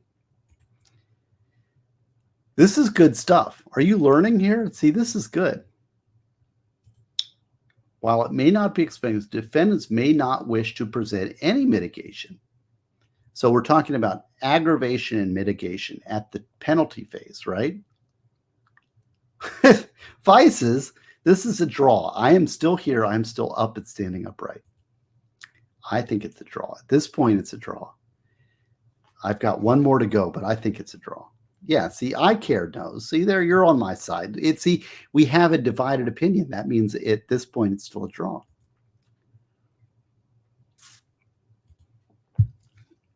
Okay. So while it may not be expected, defendants may not wish to present any mitigation. Now you think, why would they want to do that? Remember the 10%? And Brandon pointed this out, and I said that 10% of people think that death penalty is preferred over life in prison without parole. And our clients are volunteers. They said, I'd rather have the death penalty than life in prison. So they volunteered, and they say, see, in order to volunteer, they say, I don't want to present any mitigation because I want the death penalty. Those are called death penalty volunteers. And here's an example. First-degree murderer James Barnes, who is from our neck of the woods in Brevard County, Florida, so that's my neck of the woods in the 5th DCA, did not want his trial attorneys to develop or present any mitigation. Over his objections, the trial court appointed counsel to develop penalty phase evidence. His appellate attorney and my division chief here in Daytona argued that Barnes was entitled under the 6th Amendment to waive the presentation of mitigation evidence. So at the trial level, a death penalty volunteer can waive mitigation. Do you hear me? Death penalty trial, a death penalty volunteer can say, he can command his attorneys not to present mitigation. The jury is then asked to render a verdict on whether the aggravators outweigh the mitigators. Here's the old scales of justice. If they do, then the jury is asked if the jury recommends death. If they do not recommend death, then the sentence is life in prison without parole. If the jury recommends death, the case is sent for sentencing. The defense team is then given the opportunity to present further mitigation to the judge outside the presence of the jury. All right, so this is important. We're learning about what the law is, right? I want to teach you the law of the death penalty, not public policy arguments, not debating arguments, not emotional appeals. This is the law. You have aggravators and mitigators. The jury is asked. The jury recommends, right? Once the jury comes back with death, it ain't over. Because there may be mitigators that the defense wants to present to the judge, who's the sentencer, and not the jury. Now, if the jury comes back with life in prison without parole, it's over. It's life in prison. But if the jury comes back with a death recommendation, the judge can either go death or life in prison. So there may be mitigators that the jury is to consider, but not the judge. Now, what would that sort of thing be? Well, here we got Valhalla. What's up, buddy? How am I doing? Am I doing okay? So far, so good, it seems, I think. Okay. So I think right now we're at the draw. I'm on sidecar 7, just so you know. I'm actually pretty impressed. This is the most sidecars I think I've ever witnessed. I've done 8. 8 puts me. I thought 7 was the cutoff switch before. 7 is the limit, okay? And this is the final Brandon sidecar. So I will say that he has brought me to the draw. I think at this point it's a draw. He has not won. Can I tell you what happened today? Yeah. Expert sent me a book in the mail today.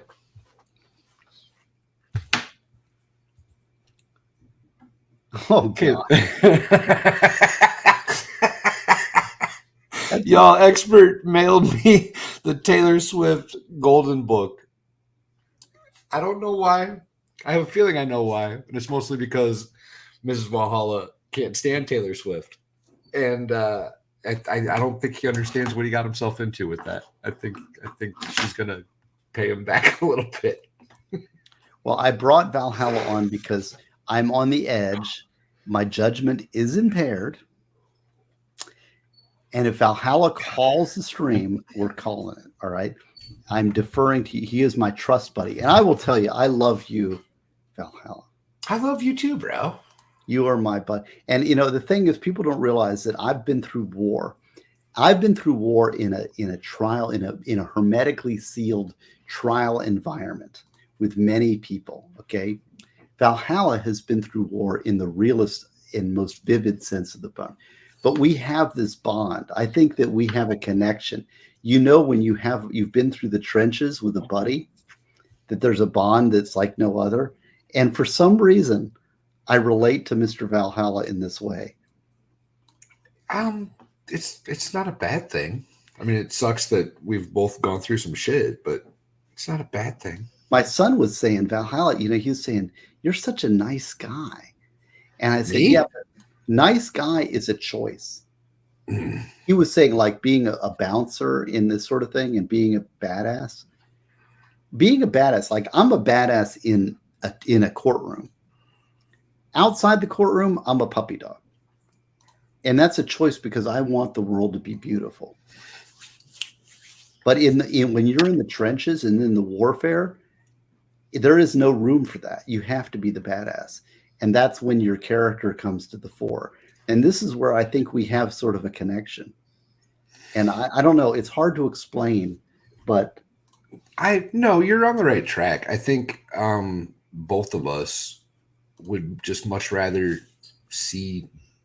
we would much rather just wake up and have a good day than wake up and have a bad day, right? And obviously that sounds silly, right? But I've seen real bad days, and Steve's seen real bad days, and they suck. So let's just try to avoid those. I choose to make my life happy.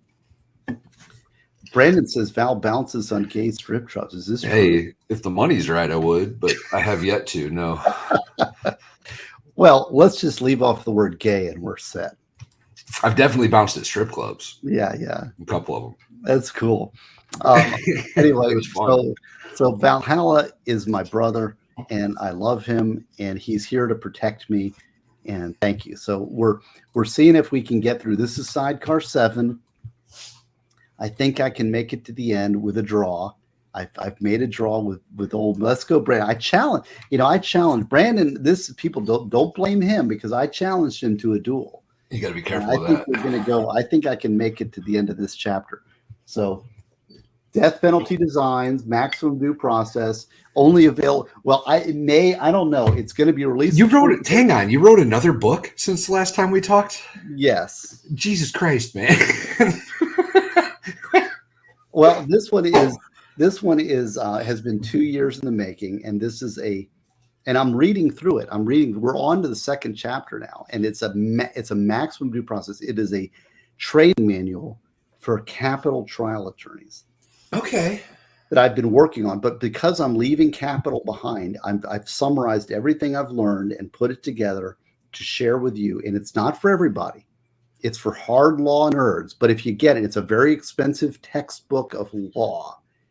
But if you're down for the challenge, I'm reading through it. You're seeing it because I want to give people a framework. I want to share with people.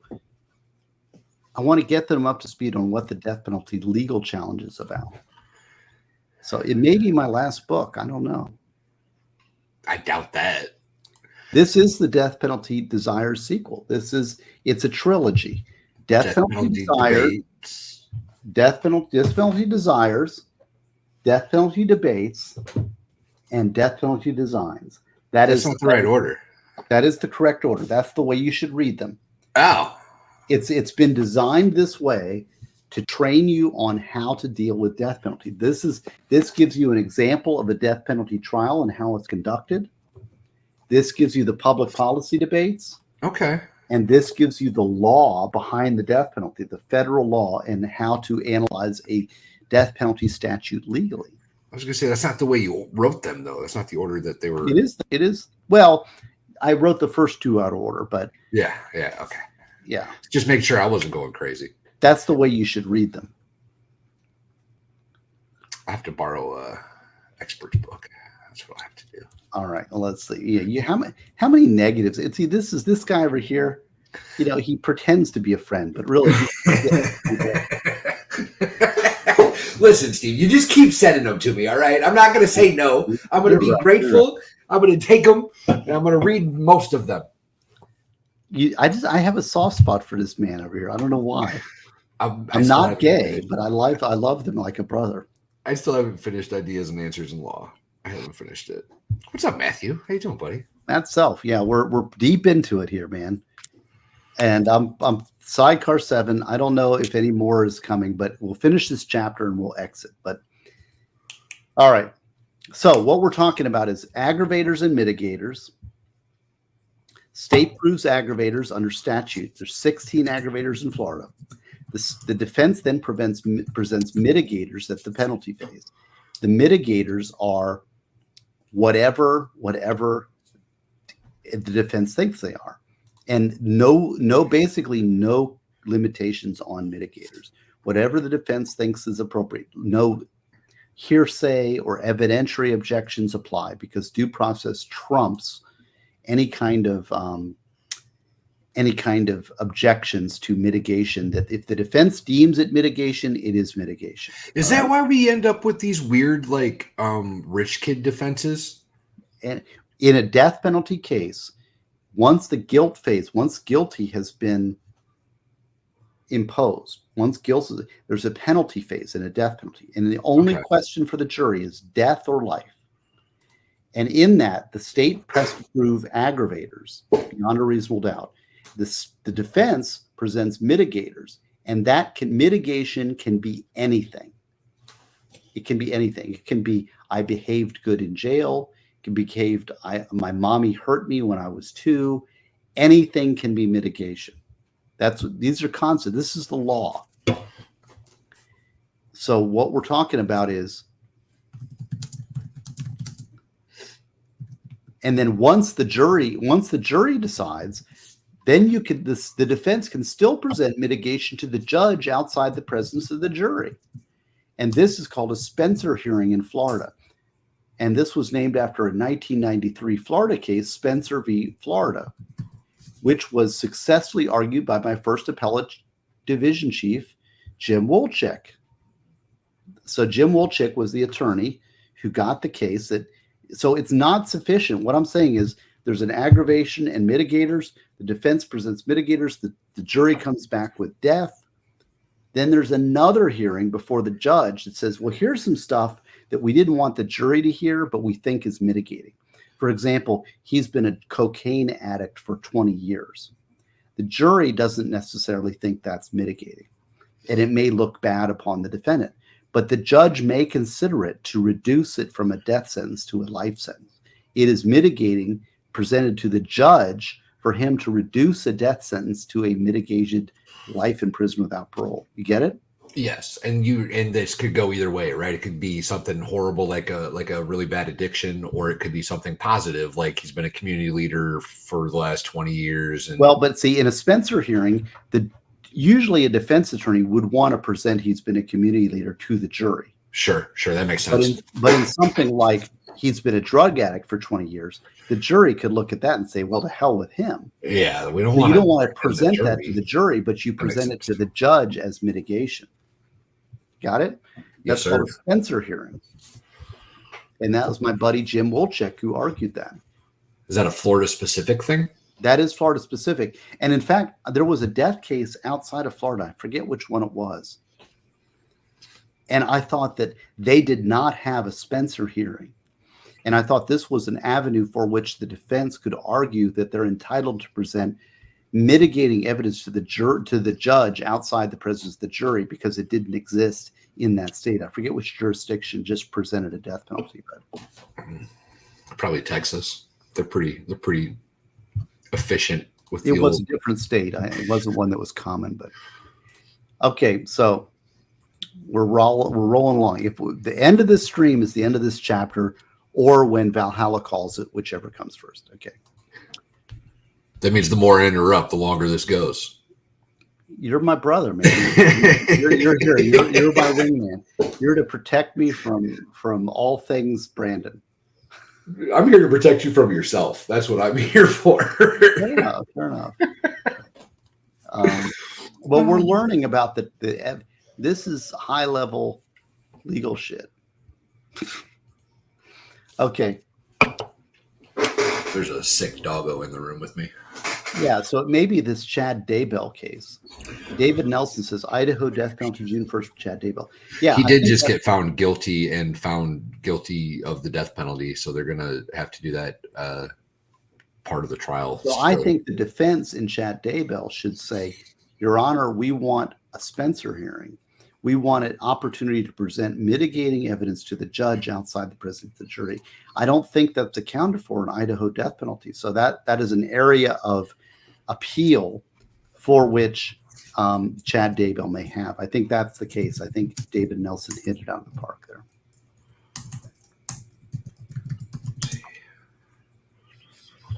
Oops, here we go. Whoops, shoot. I don't know what's going on. Things, my screens are popping up. Valhalla and Steve, they are friends that bring out the best of each other. Oh, that's sweet. Well, and this is what a friend is. A friend is somebody who brings out the best in you. Who wants the best for you, at the very least. Right. Okay, so let's see. Where are we? After the Spencer hearing, the judge must weigh the aggravators and mitigators, draft a written order assigning weight to each factor found by the jury. If he finds the aggravators outweigh the mitigators, the judge may, not must, impose a death penalty. Okay, but wait, there's more. Little quick story. I had a prosecutor who I do not respect. I was in the office with, who is a clerk for the judge. He became a prosecutor after that. And he thought he was really smart, and he didn't know anything. He was terrible and never learned by any means. But he advised the judge, like, you don't need an order on a death case. And the judge is supposed to lay out in a written order all the aggravators and mitigators. Right? And he didn't do that. And the judge got reversed on the death sentence because he didn't do the written order weighing the aggravators and mitigators. And that means if this defense lays a mitigator out, like I was a drug addict for 20 years, which is most people would consider non-mitigation, right? Right. Most people would classify that as another tally on the bad guy side. Right. Or for example, he's been really good in jail waiting his sentence. He hasn't beat up anybody. Okay, that's a mitigator. But most people would say that's not a mitigator, but that is a mitigator. The judge must consider it and assign it some weight. Now, they can't say it has no weight. This is a mistake. It must have some weight. If they don't consider it, that's error. All right, it's hard because they must consider all mitigation. They can say slight weight, minimal weight, which is fair. But if they say no weight, it's error. Okay? This is death penalty law. People don't understand death penalty law. And I'm giving you the advanced class on the law that is, it conflicts with most people's understanding because we're talking about different rules for death penalty cases. All right? The law is that it must be assigned some weight. And the idiot clerk didn't say, you don't need a written order. He didn't study the law. He didn't do anything. And the judge didn't do a written order. And he got reversed because he didn't consider it in a written order. So what I'm saying is the judge must, he says, they must draft a written order assigning weight to each factor. So it could be minimal weight, but they must assign some weight. Got it? Wait, there's more. There's mandatory Florida Supreme Court review of every death sentence. You hear that? I like that. As soon as a death penalty sentence is opposed, the Supreme Court must review the death sentence. We have had, and I'll tell you, this is loose 7 sidecars in talk, Mr. Brandon. We've had clients that say, I don't trust the fucking Fifth. So I want Florida Supreme Court review because they're not going to issue a written opinion. They're going to rubber stamp this bastard, and they're going to say, life in prison without parole, affirm, no opinion. I want mandatory Supreme Court review of my case. So they ask for the death penalty because it's mandatory written review of the Florida Supreme Court. You understand what I'm saying? That's pretty risky. You know you're going down. Well, yeah, I suppose. I guess that would make sense in certain cases, right? Like, I don't know, like Elaine Warnos, for example. No, you don't have 16 mitigators. You have unlimited mitigators. There's 16 aggravators. There's 16 statutory aggravators. Mitigators, there's a list of mitigators, but there's also a mitigator catch-all that includes everything. So anything the defense deems as mitigation is mitigation. This fellow, Non-Scorsan, I don't know who you are, but you always have very intelligent comments, and I'm glad you're in my comments chat. So he says, so if the defense is capable of listing enough minuscule mitigators, they would, in the end, if enough, outweigh the aggravators. Yes. So here's, I was thinking about this when you first started explaining this, right? So if they have to have some value, let's say that value is on a scale from 1 to 100, right? So if they're so insignificant that they're all valued 1, could you eventually put 100 mitigating factors together to create 100%, so to speak, and just like, hey, there's so much wrong with this dude, you can't possibly put him to death. Yes, and that is exactly what we do on the defense side. We pile them up. We say, well, maybe not, but in toto, the mitigators outweigh the aggravators, and they have to be weighed. So it's Brandon's stream, and he's got me 7 sidecars in, and I'm recovering. I think I might be winning this battle. I'm telling you. But he says, yeah, but if we take those TB murders, what is TB? You're close to once near functional airport. I don't know what being a juvenile gets you out of that. Still young, but it's stopped. I don't know what that is. What can you translate for me? Maybe I'm too far gone. I was still young. It's Tampa Bay. Tampa Bay murders. Okay. I don't know. I have no idea. Something about when he was a kid, there was murders and he stopped going somewhere. Brandon, are you Taco Bell? Man? We were supposed to just guess that meant Taco Bell. Let's go. Get it together, bro. I'm going to give the win to Steve if you keep that nonsense up. What Taco Bell murders? Oh, well, we talked earlier. Oh, I represented this. He knows Daytona, and he knows what case I'm talking about. We had a Taco Bell murder. It was the hardest case of my entire life. And you talk about trauma. And my lips have been loosened. I represented one of the juvenile in the Taco Bell murders in Daytona. The hardest. Are we supposed to be saying that? Do we have to end the stream now? I don't know, but it was a very hard case. But the question is, was I capable of fairly representing my client? As a juvenile, it was a horrific, horrific case. It traumatizes community and me. But I was very careful because I said, if I am going to shortchange my client because of my personal opinions, then I'm going to get off that case. And I was very, very careful of that. That was a test of my carefulness. It was a test of my professionalism to represent that fellow. And I am proud of the fact that I did my best for him, and I believe in his case. And if I felt I was shortchanging him in any way, I would have recused myself, because that was a horrific case. And Brandon knows because he has some data. Oh, I think I remember this case. It's a terrible. I think I do remember that case. Yeah, it was evil in every way. But the client was a juvenile and did everything positive. I mean, if anybody's entitled to a 25-year review, that person is. And I did my best for him, and I'm proud of the fact that I did my best for him. This required a lot of introspection, right?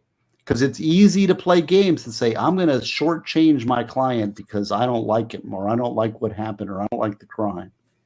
That's the one thing that I've told you before. Like, I couldn't do what you do because I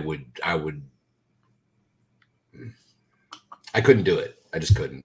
Well, you say that, but if you couldn't do it, then would you be able to recuse yourself and give it to somebody else? Yeah, 100%. Okay. Yeah, and that's the point.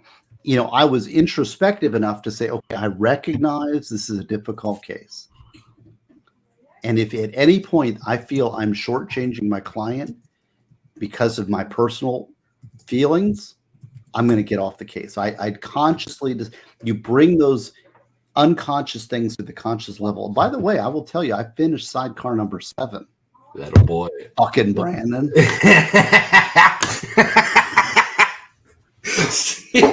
Steve dropping F-bombs. I love it. I think I'm going to declare victory if I finish this. If I finish this 7 cycle, I told you 8 is the knockout. 7, pretty good. I'm here, man. I am still fighting. I'm proud of you. But anyway, so yes, so that's Aaron Olivia's here too, man. Yes, and I said the effort. You know, this is the one thing people don't realize. See, I've been through hell and back, and I don't know. I mean, the sidecars definitely. My buddy Brandon, my buddy Derek Brooks was a blessed man, and he has attenuated my tongue to not be foul. And he has told me he wants better of me, but alcohol definitely breaks down my barriers. Has been known to happen to a guy on occasion. Men tend to lose barriers when drinking. It's not a good thing. It's not always a bad thing either. It's fun. We're having fun. And thank you, Mr. Valhalla. I was going to say your name. This is the problem. Mr. Valhalla is a God-blessing guy, and he's a good guy. I don't know. Maybe Brandon still might win yet. We'll see.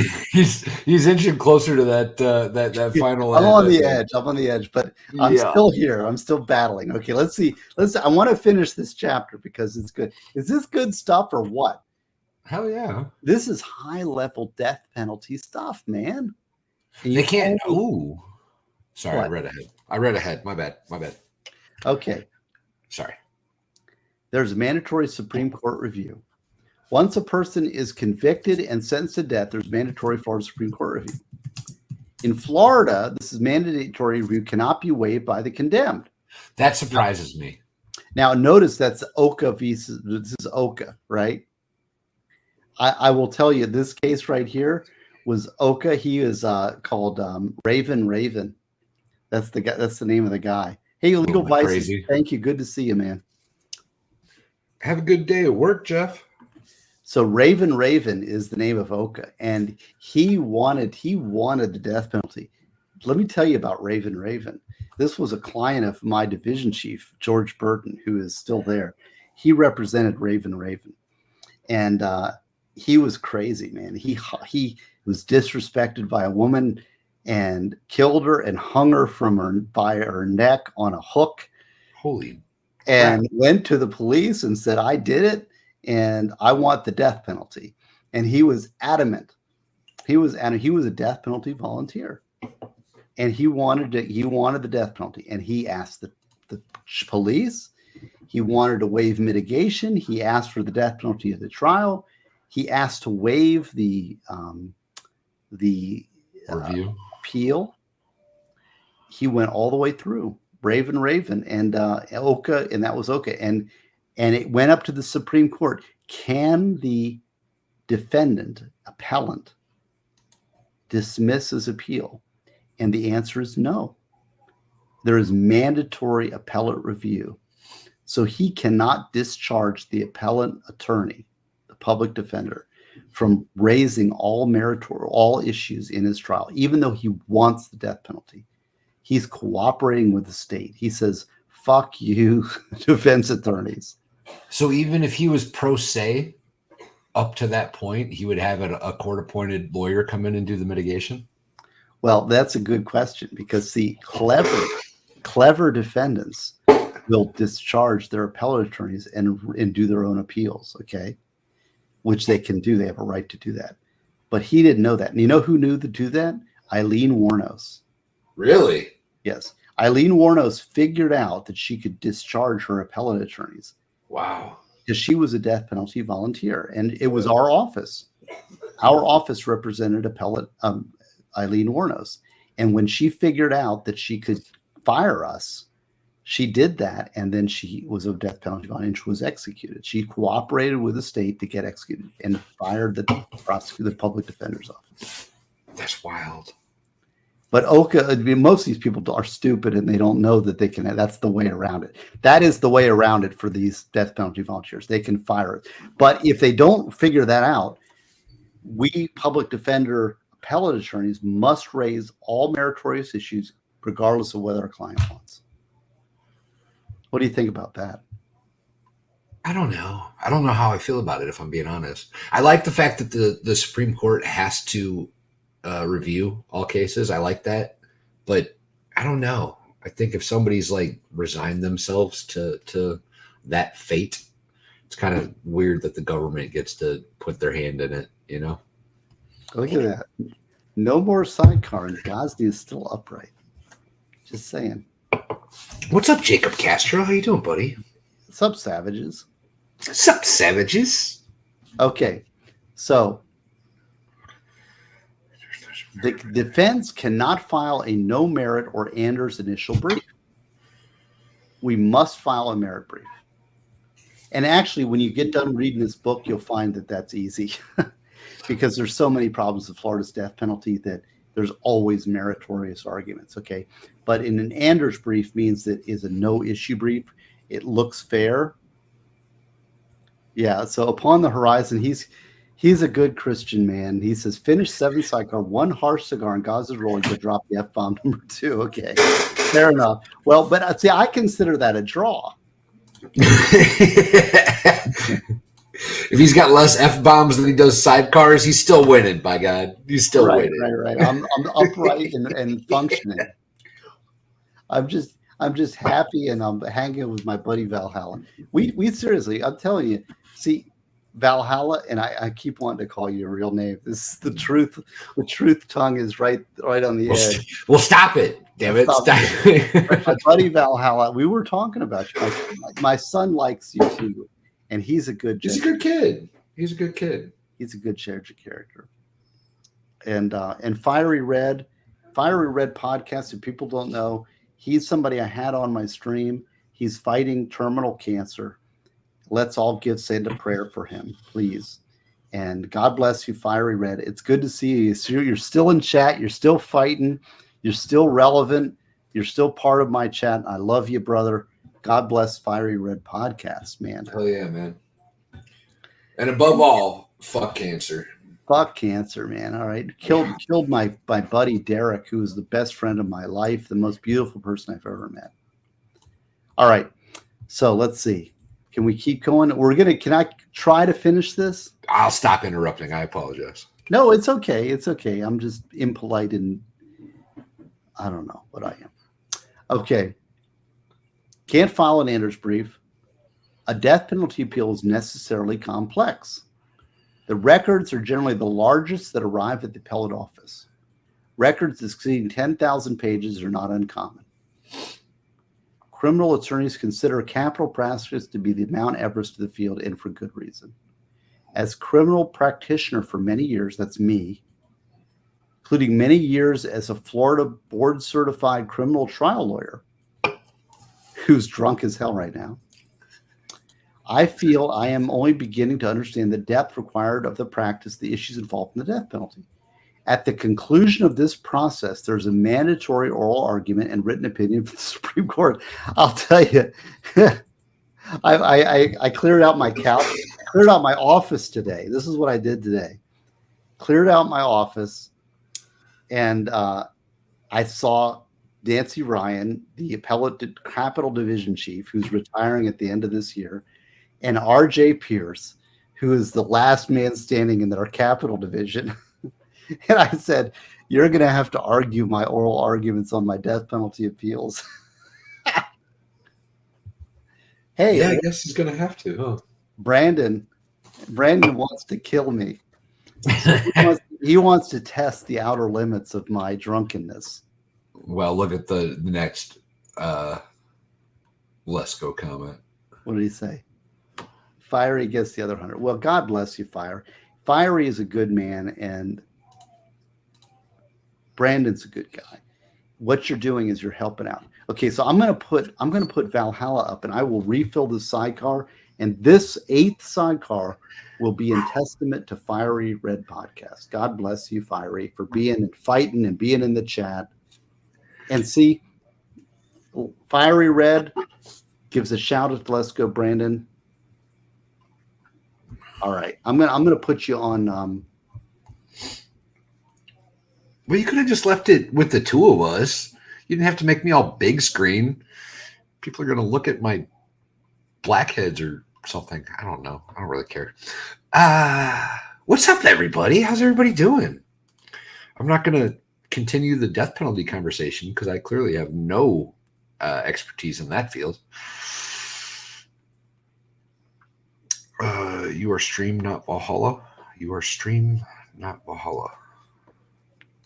Okay.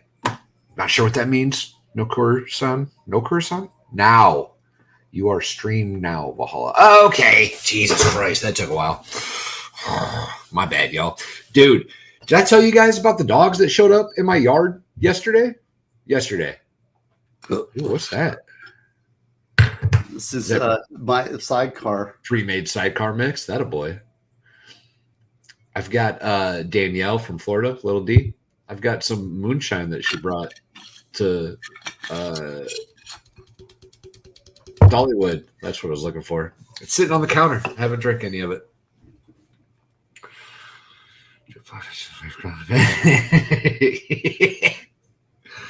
I only drink on stream. I have not drank a drop of alcohol since last live stream. It's only you guys. It's only this asshole. You know what? Actually, you got to stop bringing me on your drunk streams. I'm going to be like the bad influence friend now. That's not a mini. That's a full fucking sidecar, man. We're up to 4 F-bombs at least. All right, but he's trying to knock me. He's trying to win the battle, and it may occur. We're close. Oh, I think smoked he did. this cigar. 7 sidecars in one cigar. I'm trying to finish the chapter. The question before the bench is whether Law wins or Brandon and his sidecar wins. Don't see Brandon's always going to win though. That's I know. I told you at the end he will win. He will always win. We've all learned this lesson. This isn't a brand new piece of information. Brandon always wins. The thing is that I understand that I'm not an alcoholic because when we're off stream, I'm not craving the sidecar. You know, if I was like, this is the thing, your brain will fool you. Say, you need this. You deserve this. You know, and it's like, and no matter what the question, the answer is more drinking. So it's like, you've had a success. Give yourself a reward. Get a drink. Or you've had a failure. Oh man, you need something to like bring you up. Have a drink. When the answer drown your sorrows, drink, that means you need to stop it because that means you're yeah.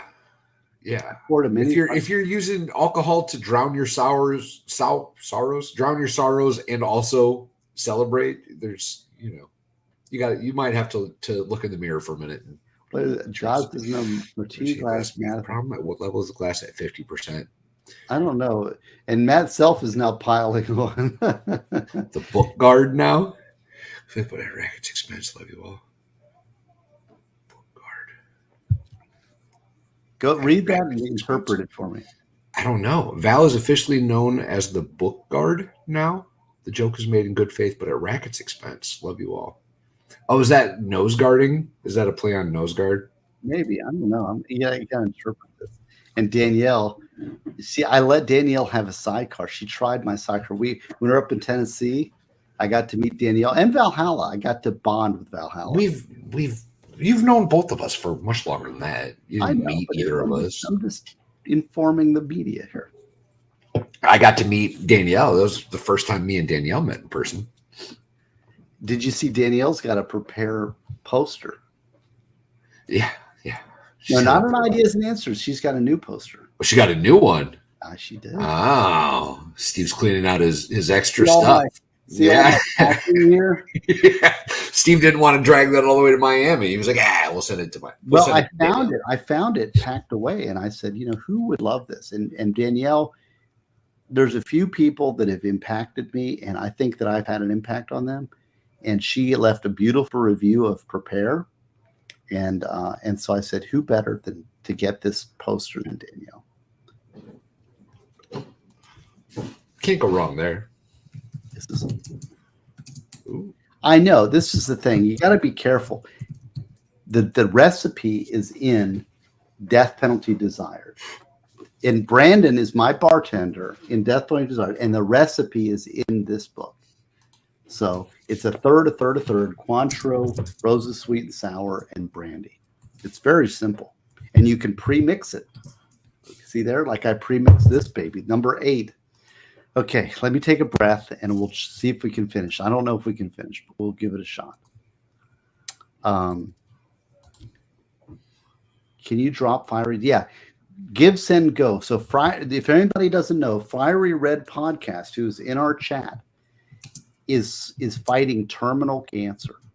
And I had a really good stream with him where we talked about end of life issues and about how he's reflected on his life.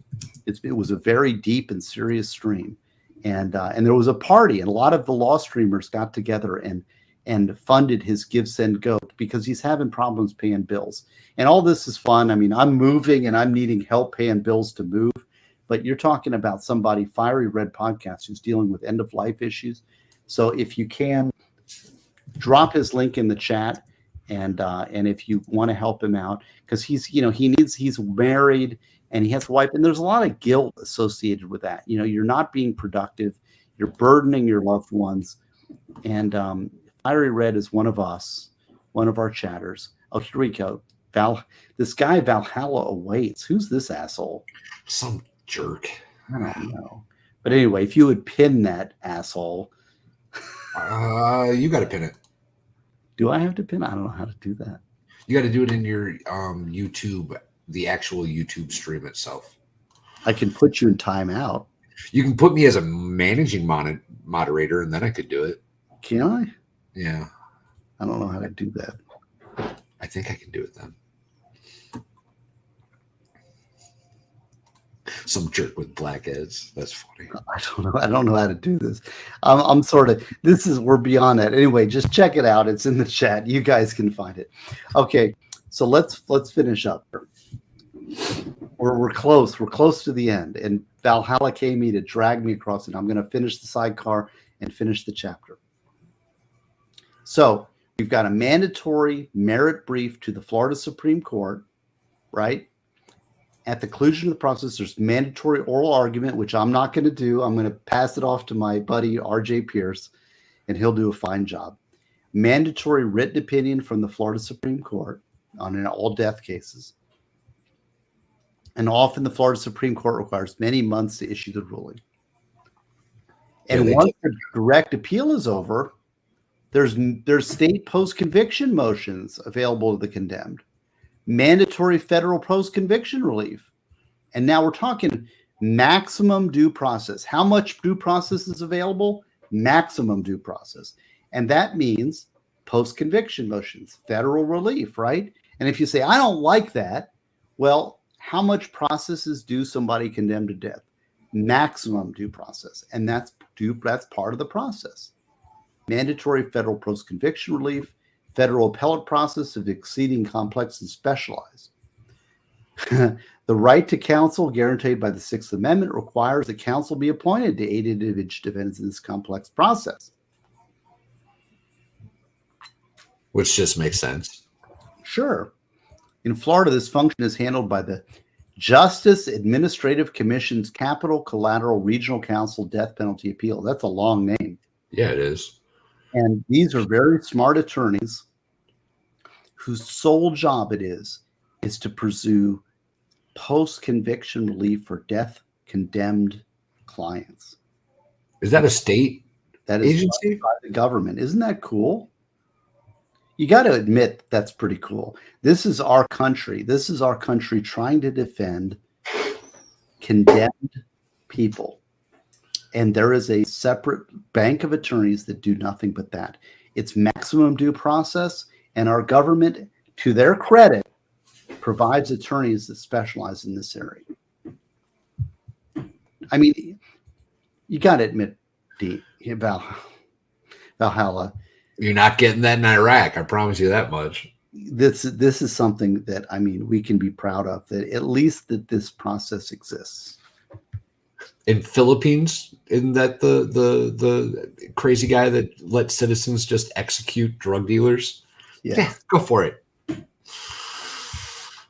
Duarte? What the hell is that guy's name? Duarte, right. Duarte. Now it's Bong Bong. You know, Bong Bong is now the president of Philippines. I didn't know that at all. Unlike the mandatory, you know who that is? That's Ferdinand Marcos's son. Why does that name sound familiar? Ferdinand Marcos was the dictator for like 40 years. Oh, okay. Yeah, so, you know, Philippines. He's the guy that was filling all the prisons. Yes. Unlike the mandatory direct appeal, post-conviction motion practice can be waived. So remember we're talking about death penalty appeals and mandatory, they can't waive it. Post-conviction, they can waive it. So volunteers get to bypass this process. At the end of this process, the governor must sign a death warrant. Right? So people after let's talk about this.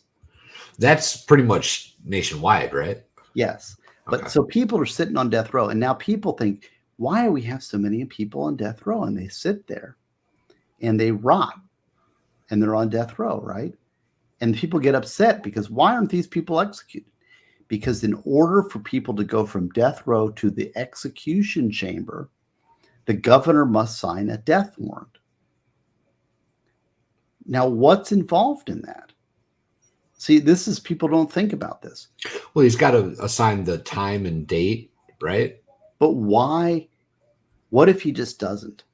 Well, then that person never gets executed. Exactly. What decision? What is the process by which somebody has decided to go from death row to going to that? What process is involved by which the governor decides to execute somebody? I have no idea. I know that he's got to make the actual decision, right? He has to look at the case. He's got to sign the paperwork. He's got to say, yes, it's going to happen. It's going to happen at this date, this time. And I don't know what the process actually is, though. I've never thought about the actual process. Valhalla, man. See, this is why you're here, to provide the wisdom of the common man. This process is arbitrary and opaque. Who gets a death warrant signed and who does not is completely within the powers of the governor. So if he needs a political win, he can just pull up some horrific crime on the death penalty standby list and be like, yep, we're going to go hard against this particular crime. And this year, this guy's getting it. Exactly. It's a political act. What do you think about somebody getting the death penalty as a political act by a governor? Well, that sounds crazy to me. Exactly. The most recent Florida execution as of this writing was Lewis Gaskin from Flagler County, Florida, my old stomping grounds as a prosecutor. This is where I prosecuted. This is when I was a prosecutor for 6 years. I prosecuted in Flagler County, Florida. Lewis Gaskin predates me being a prosecutor. That means 2004. He was sentenced to death in Flagler County before I became a prosecutor in 2004. Think about that. And he's just sitting there waiting. And he was the last guy. Now, look at this here. When his death warrant was signed by Governor DeSantis, Gaskin petitioned the Supreme Court for discovery into the process by which his name from over 300 persons on death row was selected. Why pick me? Why me of 300 people in the state of row? Florida? Good God, man. And they pick him. Why did you pick me out of the 300 people on death row? Why did you pick me to sign the governor's warrant?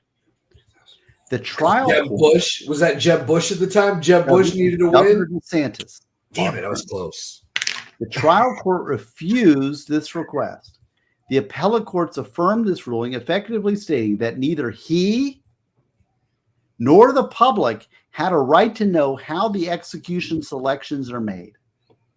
Yeah, that sounds like a governor trying to hide some shady political bullshit. That's the same reason why Congress people don't have to divulge all their trades for like 30 days or whatever the hell it is.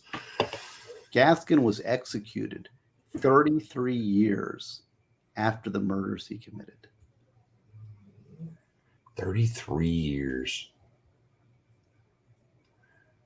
And I'd be willing to bet he wasn't the longest one on that death row list either. Most people on death row die of old age. And what Gaskin was saying, I want to know why I got picked. Process, or is it completely arbitrary? And the answer is it was completely arbitrary. And you, members of the public, have no right to know why the governor is choosing you over everybody else. That's pretty ridiculous, man. I know. I'm dead, but this is the law. This is the way it is. People want to know why I'm against the death penalty, right? Think about this fucking number 5. It's at least 5, at least. Florida, this Georgia Fulton County prosecution of young thug, and this judge and this prosecutor.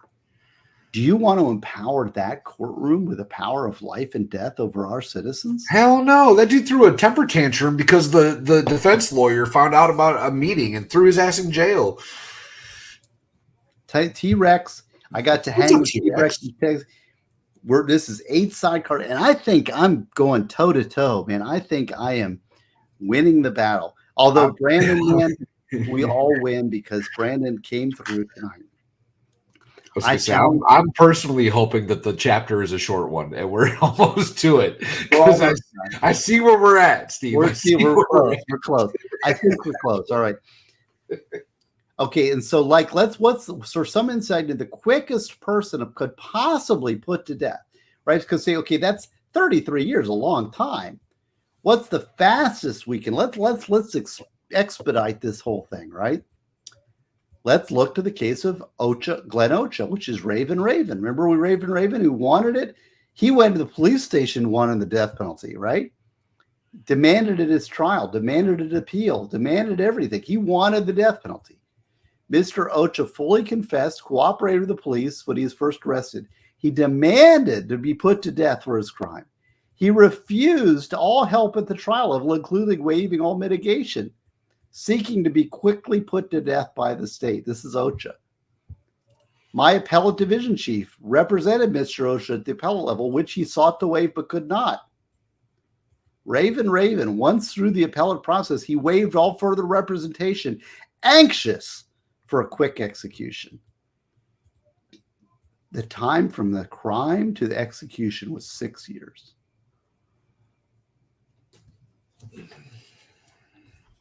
What do you think? I don't know. Seems. I don't know. Like what's supposed to be an appropriate time frame. Like how do you say, like, 33 years is too long. That seems pretty extravagant. The defendant himself begging you, kill me, begging the state. The fastest we can accomplish that is 6 years. I have to like the immediate thought that pops in my mind when with Raven though is simply like he could have found other ways to get that accomplished, right? Even if it wasn't himself, right? If that's the holdup, right? He's got a religious disposition where he feels that would be a bad move for his afterlife plans. Okay. Taking his own route. There's other things you could do in a prison setting to get that accomplished. You know what I mean? It wouldn't be all that hard even. I feel, I've never been to prison, I don't know, but I feel like it wouldn't be all that hard to get yourself stuck full of holes or something. You know what I mean? But I mean, isn't this fascinating? It is. I'm going to change the word fascinating to asinine because it doesn't make any sense. It's all just kind of. But this is facts. This is the reality. This is what I'm dealing with. You know, when people want to know the inside information, the legal challenges, and what we're dealing with the law, the reality, not the fantasy land that people want to imagine, the reality of the law of the death penalty. This is what we're talking about. And that's what this book deals with. The law as it applies to the death penalty, as it is right now, the way it is, not the way you think it should be, but what we lawyers have to deal with on a legal basis every day with death penalty clients.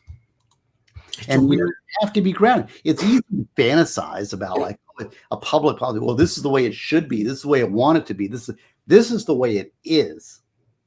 And deal with it the way it is. And if you've got a problem with it, it's maximum due process, right?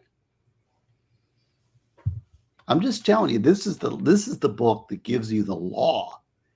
You want 33 years seems crazy. I hear these law commentators on LawTube who want to opine on the death penalty and opine what they think it should be. Pump the brakes. Pump the brakes. Pump the brakes. Pump the brakes. Pump the brakes. Let's not go after LawTube. Let's not do that. They don't know what they're talking about. They don't understand the basic frameworks of the way it is. In order to object and say, oh, this is the way it should be, they need to understand the way it is. Well, this book lays out the way it is. You can, and I'm all for modification of the system, but people talk because they don't know what they're talking about. I'm laying out in this book how it is, not the way I want it to be, not the way I wish it to be, not the way I think it should be, not the way I'm talking about the law, federal law, as the way it is. Yeah, okay. So I think we're on number 6, F-bomb. Okay, fair enough. 6. God bless. Fair enough. I apologize. Pray for forgiveness. This is the problem. I mean, you don't know, man. You don't know what a foul-mouthed son of a bitch I was when I was young. Okay, let's finish the chapter, right? Let's plunge ahead. I don't know how much more chapter I got. How much more chapter do you have? It should be. We're close. So close. Yeah. In summary, before an execution takes place, we have a crime punishable by death, extensive investigation discovery, 2 trials, guilt phase penalties, a mandatory direct appeal not waivable by the defendant, post-conviction motion practice, federal appeals, and a motion practice, and a governor warrant emergency state and federal appeals. That's a lot of due process, wouldn't you say? It sounds like a lot of red tape. That's what it sounds No, like. it's called maximum due process. If the state wants the maximum penalty, we need maximum due process. And this is maximum due process. That's the chapter, baby. Oh, thank God. Whew, whew. So next, let me just tease you. The rest of the book here's death is different. Here's a little summary we've got. I'm going to show you what's in the book just in case you're thinking about it. Maximum due process. So that's the only page here. We got death is different. What is first degree murder?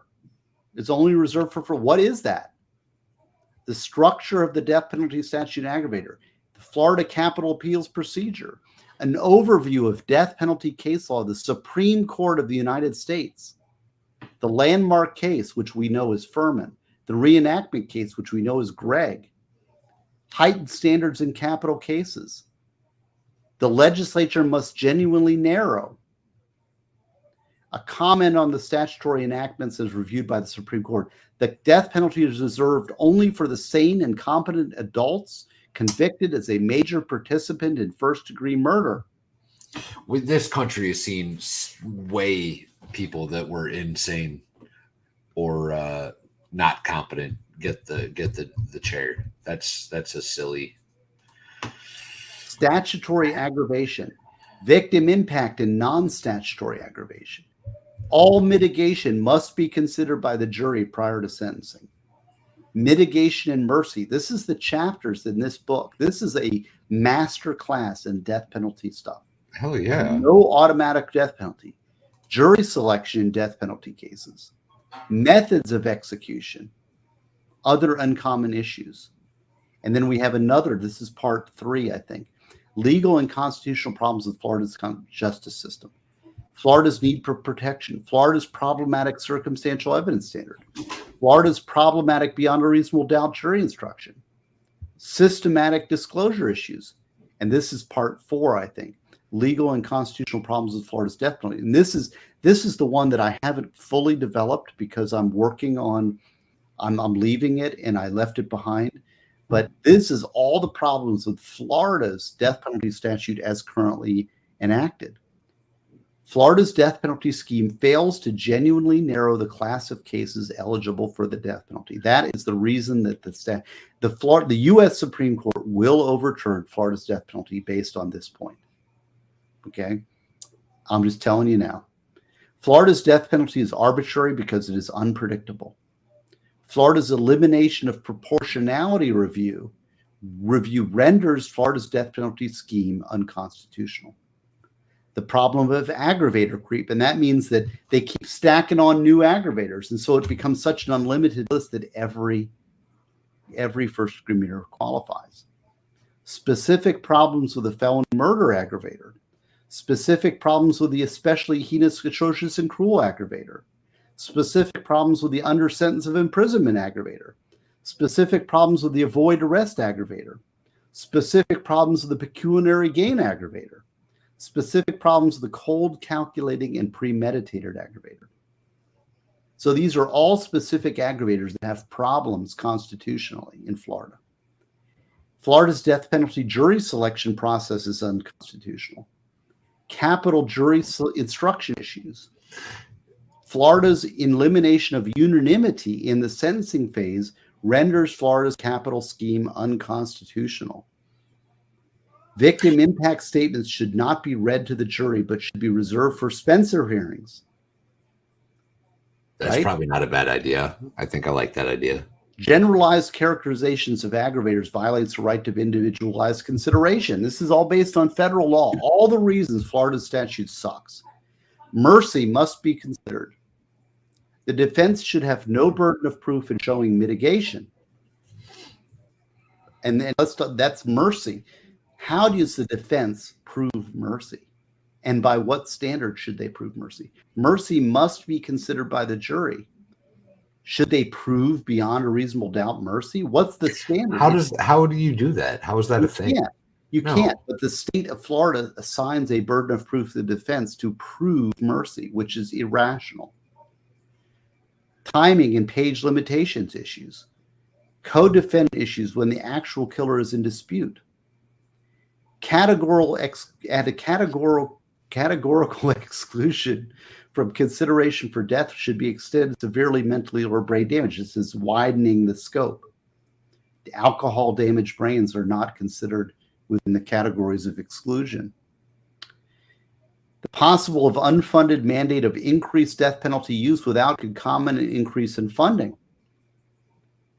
Cruel and unusual. And then conclusory thoughts. I will stand by this statement. Being put on death row for 33 years is in fact cruel and unusual punishment. Well, that is Justice Breyer's, and it's covered in the book. That's Justice Breyer's statement. He believes that's insane. If you get the sentence of death and then they just put you in a room for 30 years and you're just expecting to die at any moment, that is absolutely cruel and unusual punishment. That's Justice Breyer's position. And you are in tune with Justice Breyer. It's not a popular position, but so this book outlines all of the reasons that Florida's death penalty statute is legally insufficient. There's nothing like it out there. And this is the work that I've been working on for 2 years, and it's kind of my final goodbye to the Florida's death penalty statute. I was gonna comment that this sounds like the book that you've been waiting to write. For this, this job transfer. This is a work product, and so can I? And yes, death row is 23. If you want it, Death Penalty Desires talks about the experience of being on death row. It's no fun. It's not fun and games. No, it's a 6x8 cell for 23 hours a day. And even the 1 hour a day, you're not with other people. You're still isolated. No, you get to walk around in a place where there's some sun above you. Yeah, by yourself. Right? By yourself, yeah. You don't get to see other people. You don't get to like contact other human beings. So those who have ordered tonight, Death Penalty Designs, masterclass on death penalty. You've gotten the first 2 chapters and you see what's in this. You order tonight or tomorrow. I will put you in the acknowledgments of the book, and you will get this book plus at least one more book as a bonus. It's an expensive book because it's a masterwork tome of text. So, man. 8 sidecars, man. I've come out. I don't know. That's good for you, buddy. I think it's a draw. I'm going to call it a draw. What do you think? I'm going to call it a draw. You're doing pretty good. You're not dun dun dun dun. You know that we're not hearing Windows shutdown music or nothing. We're doing awesome. And Brandon tried the knockout punch with it in a sidecar number 8. He did the cigar, which was cool because I requested the time, and he went for the knockout punch. But I think we're still at sidecar parity. I think there's room he for won, Steve he Cosby. won the knockout once, but I think at this one I'm going to call it a draw. I think I'm on board, man. I'm on board. We're going to call this a draw. All right. I like that. Anybody else? I'm going to give a last call on comments here. If anybody, we're going to shut it down. It's 12 o'clock. This was a great stream. I think. Thanks for the invite, man. I needed your help, and I thank you for coming on. And I'm here. I'm here for you. Screw up too bad. No. I'm going to get yelled at for the cigar. Well, you got paid for it. It's okay. I can always bat. See, that's the thing. With the wife, you hit the limit. You hit the financial okay for the cigar in the house. You hit it. The problem is when the wife gives you shit, you got to come back. And my comeback is, honey, you gave me the rule, and the rule was met, right? It's not my fault. Chat met your rule obligation. They did it, not me. Not me. Exactly. So what do I say? How does she come back? That gives me a trump card. So thank you. Let's go. Brandon's the hero. And thank you for the super chatters, Matt himself, and anybody else who super chatted, and Valhalla for coming in, making sure I didn't embarrass myself too much. I'm not sure how I'm the protector of that, by the way. I'm the most embarrassing circle of your friends on YouTube, I think. No, you're the super mod. You're the mod of all mods. So all right. Oh, he says I call it a win. No, I'm going to call it a draw because of the way I feel right now. This is draw. Yeah, you got to be careful with that win word. You start throwing that win word around, Lesko will show back up and just bury you. Yes, I don't want to tempt fate. No, you got to be careful with that. We'll call it a draw. It's a draw. So God bless. God bless. Let's go, Brandon. God bless Valhalla, and you guys. Good night. All right. Anything you want to say, Valhalla? You want to have any final thoughts? Y'all just know that I've got Lego stream on the 29th with Max Murrah, who is one of the most interesting people I've ever met on the internet. He is absolutely on another level when it comes to smart. Oh my God. Smart. He can recall information that like I would he's impressive, y'all. Come check us out on the 29th. Me and Dave are doing a stream with him, and I don't know if I can announce it yet, but we have another very impressive Washington YouTuber making an appearance on the stream in July. Yeah. Okay. All right. Well, I'm pretty excited about that one too, y'all. All things God, thumbs up. Thank you to Replay Crew. Thank you to Danielle, and thank you to Let's Go Brandon. All right. Good night, all.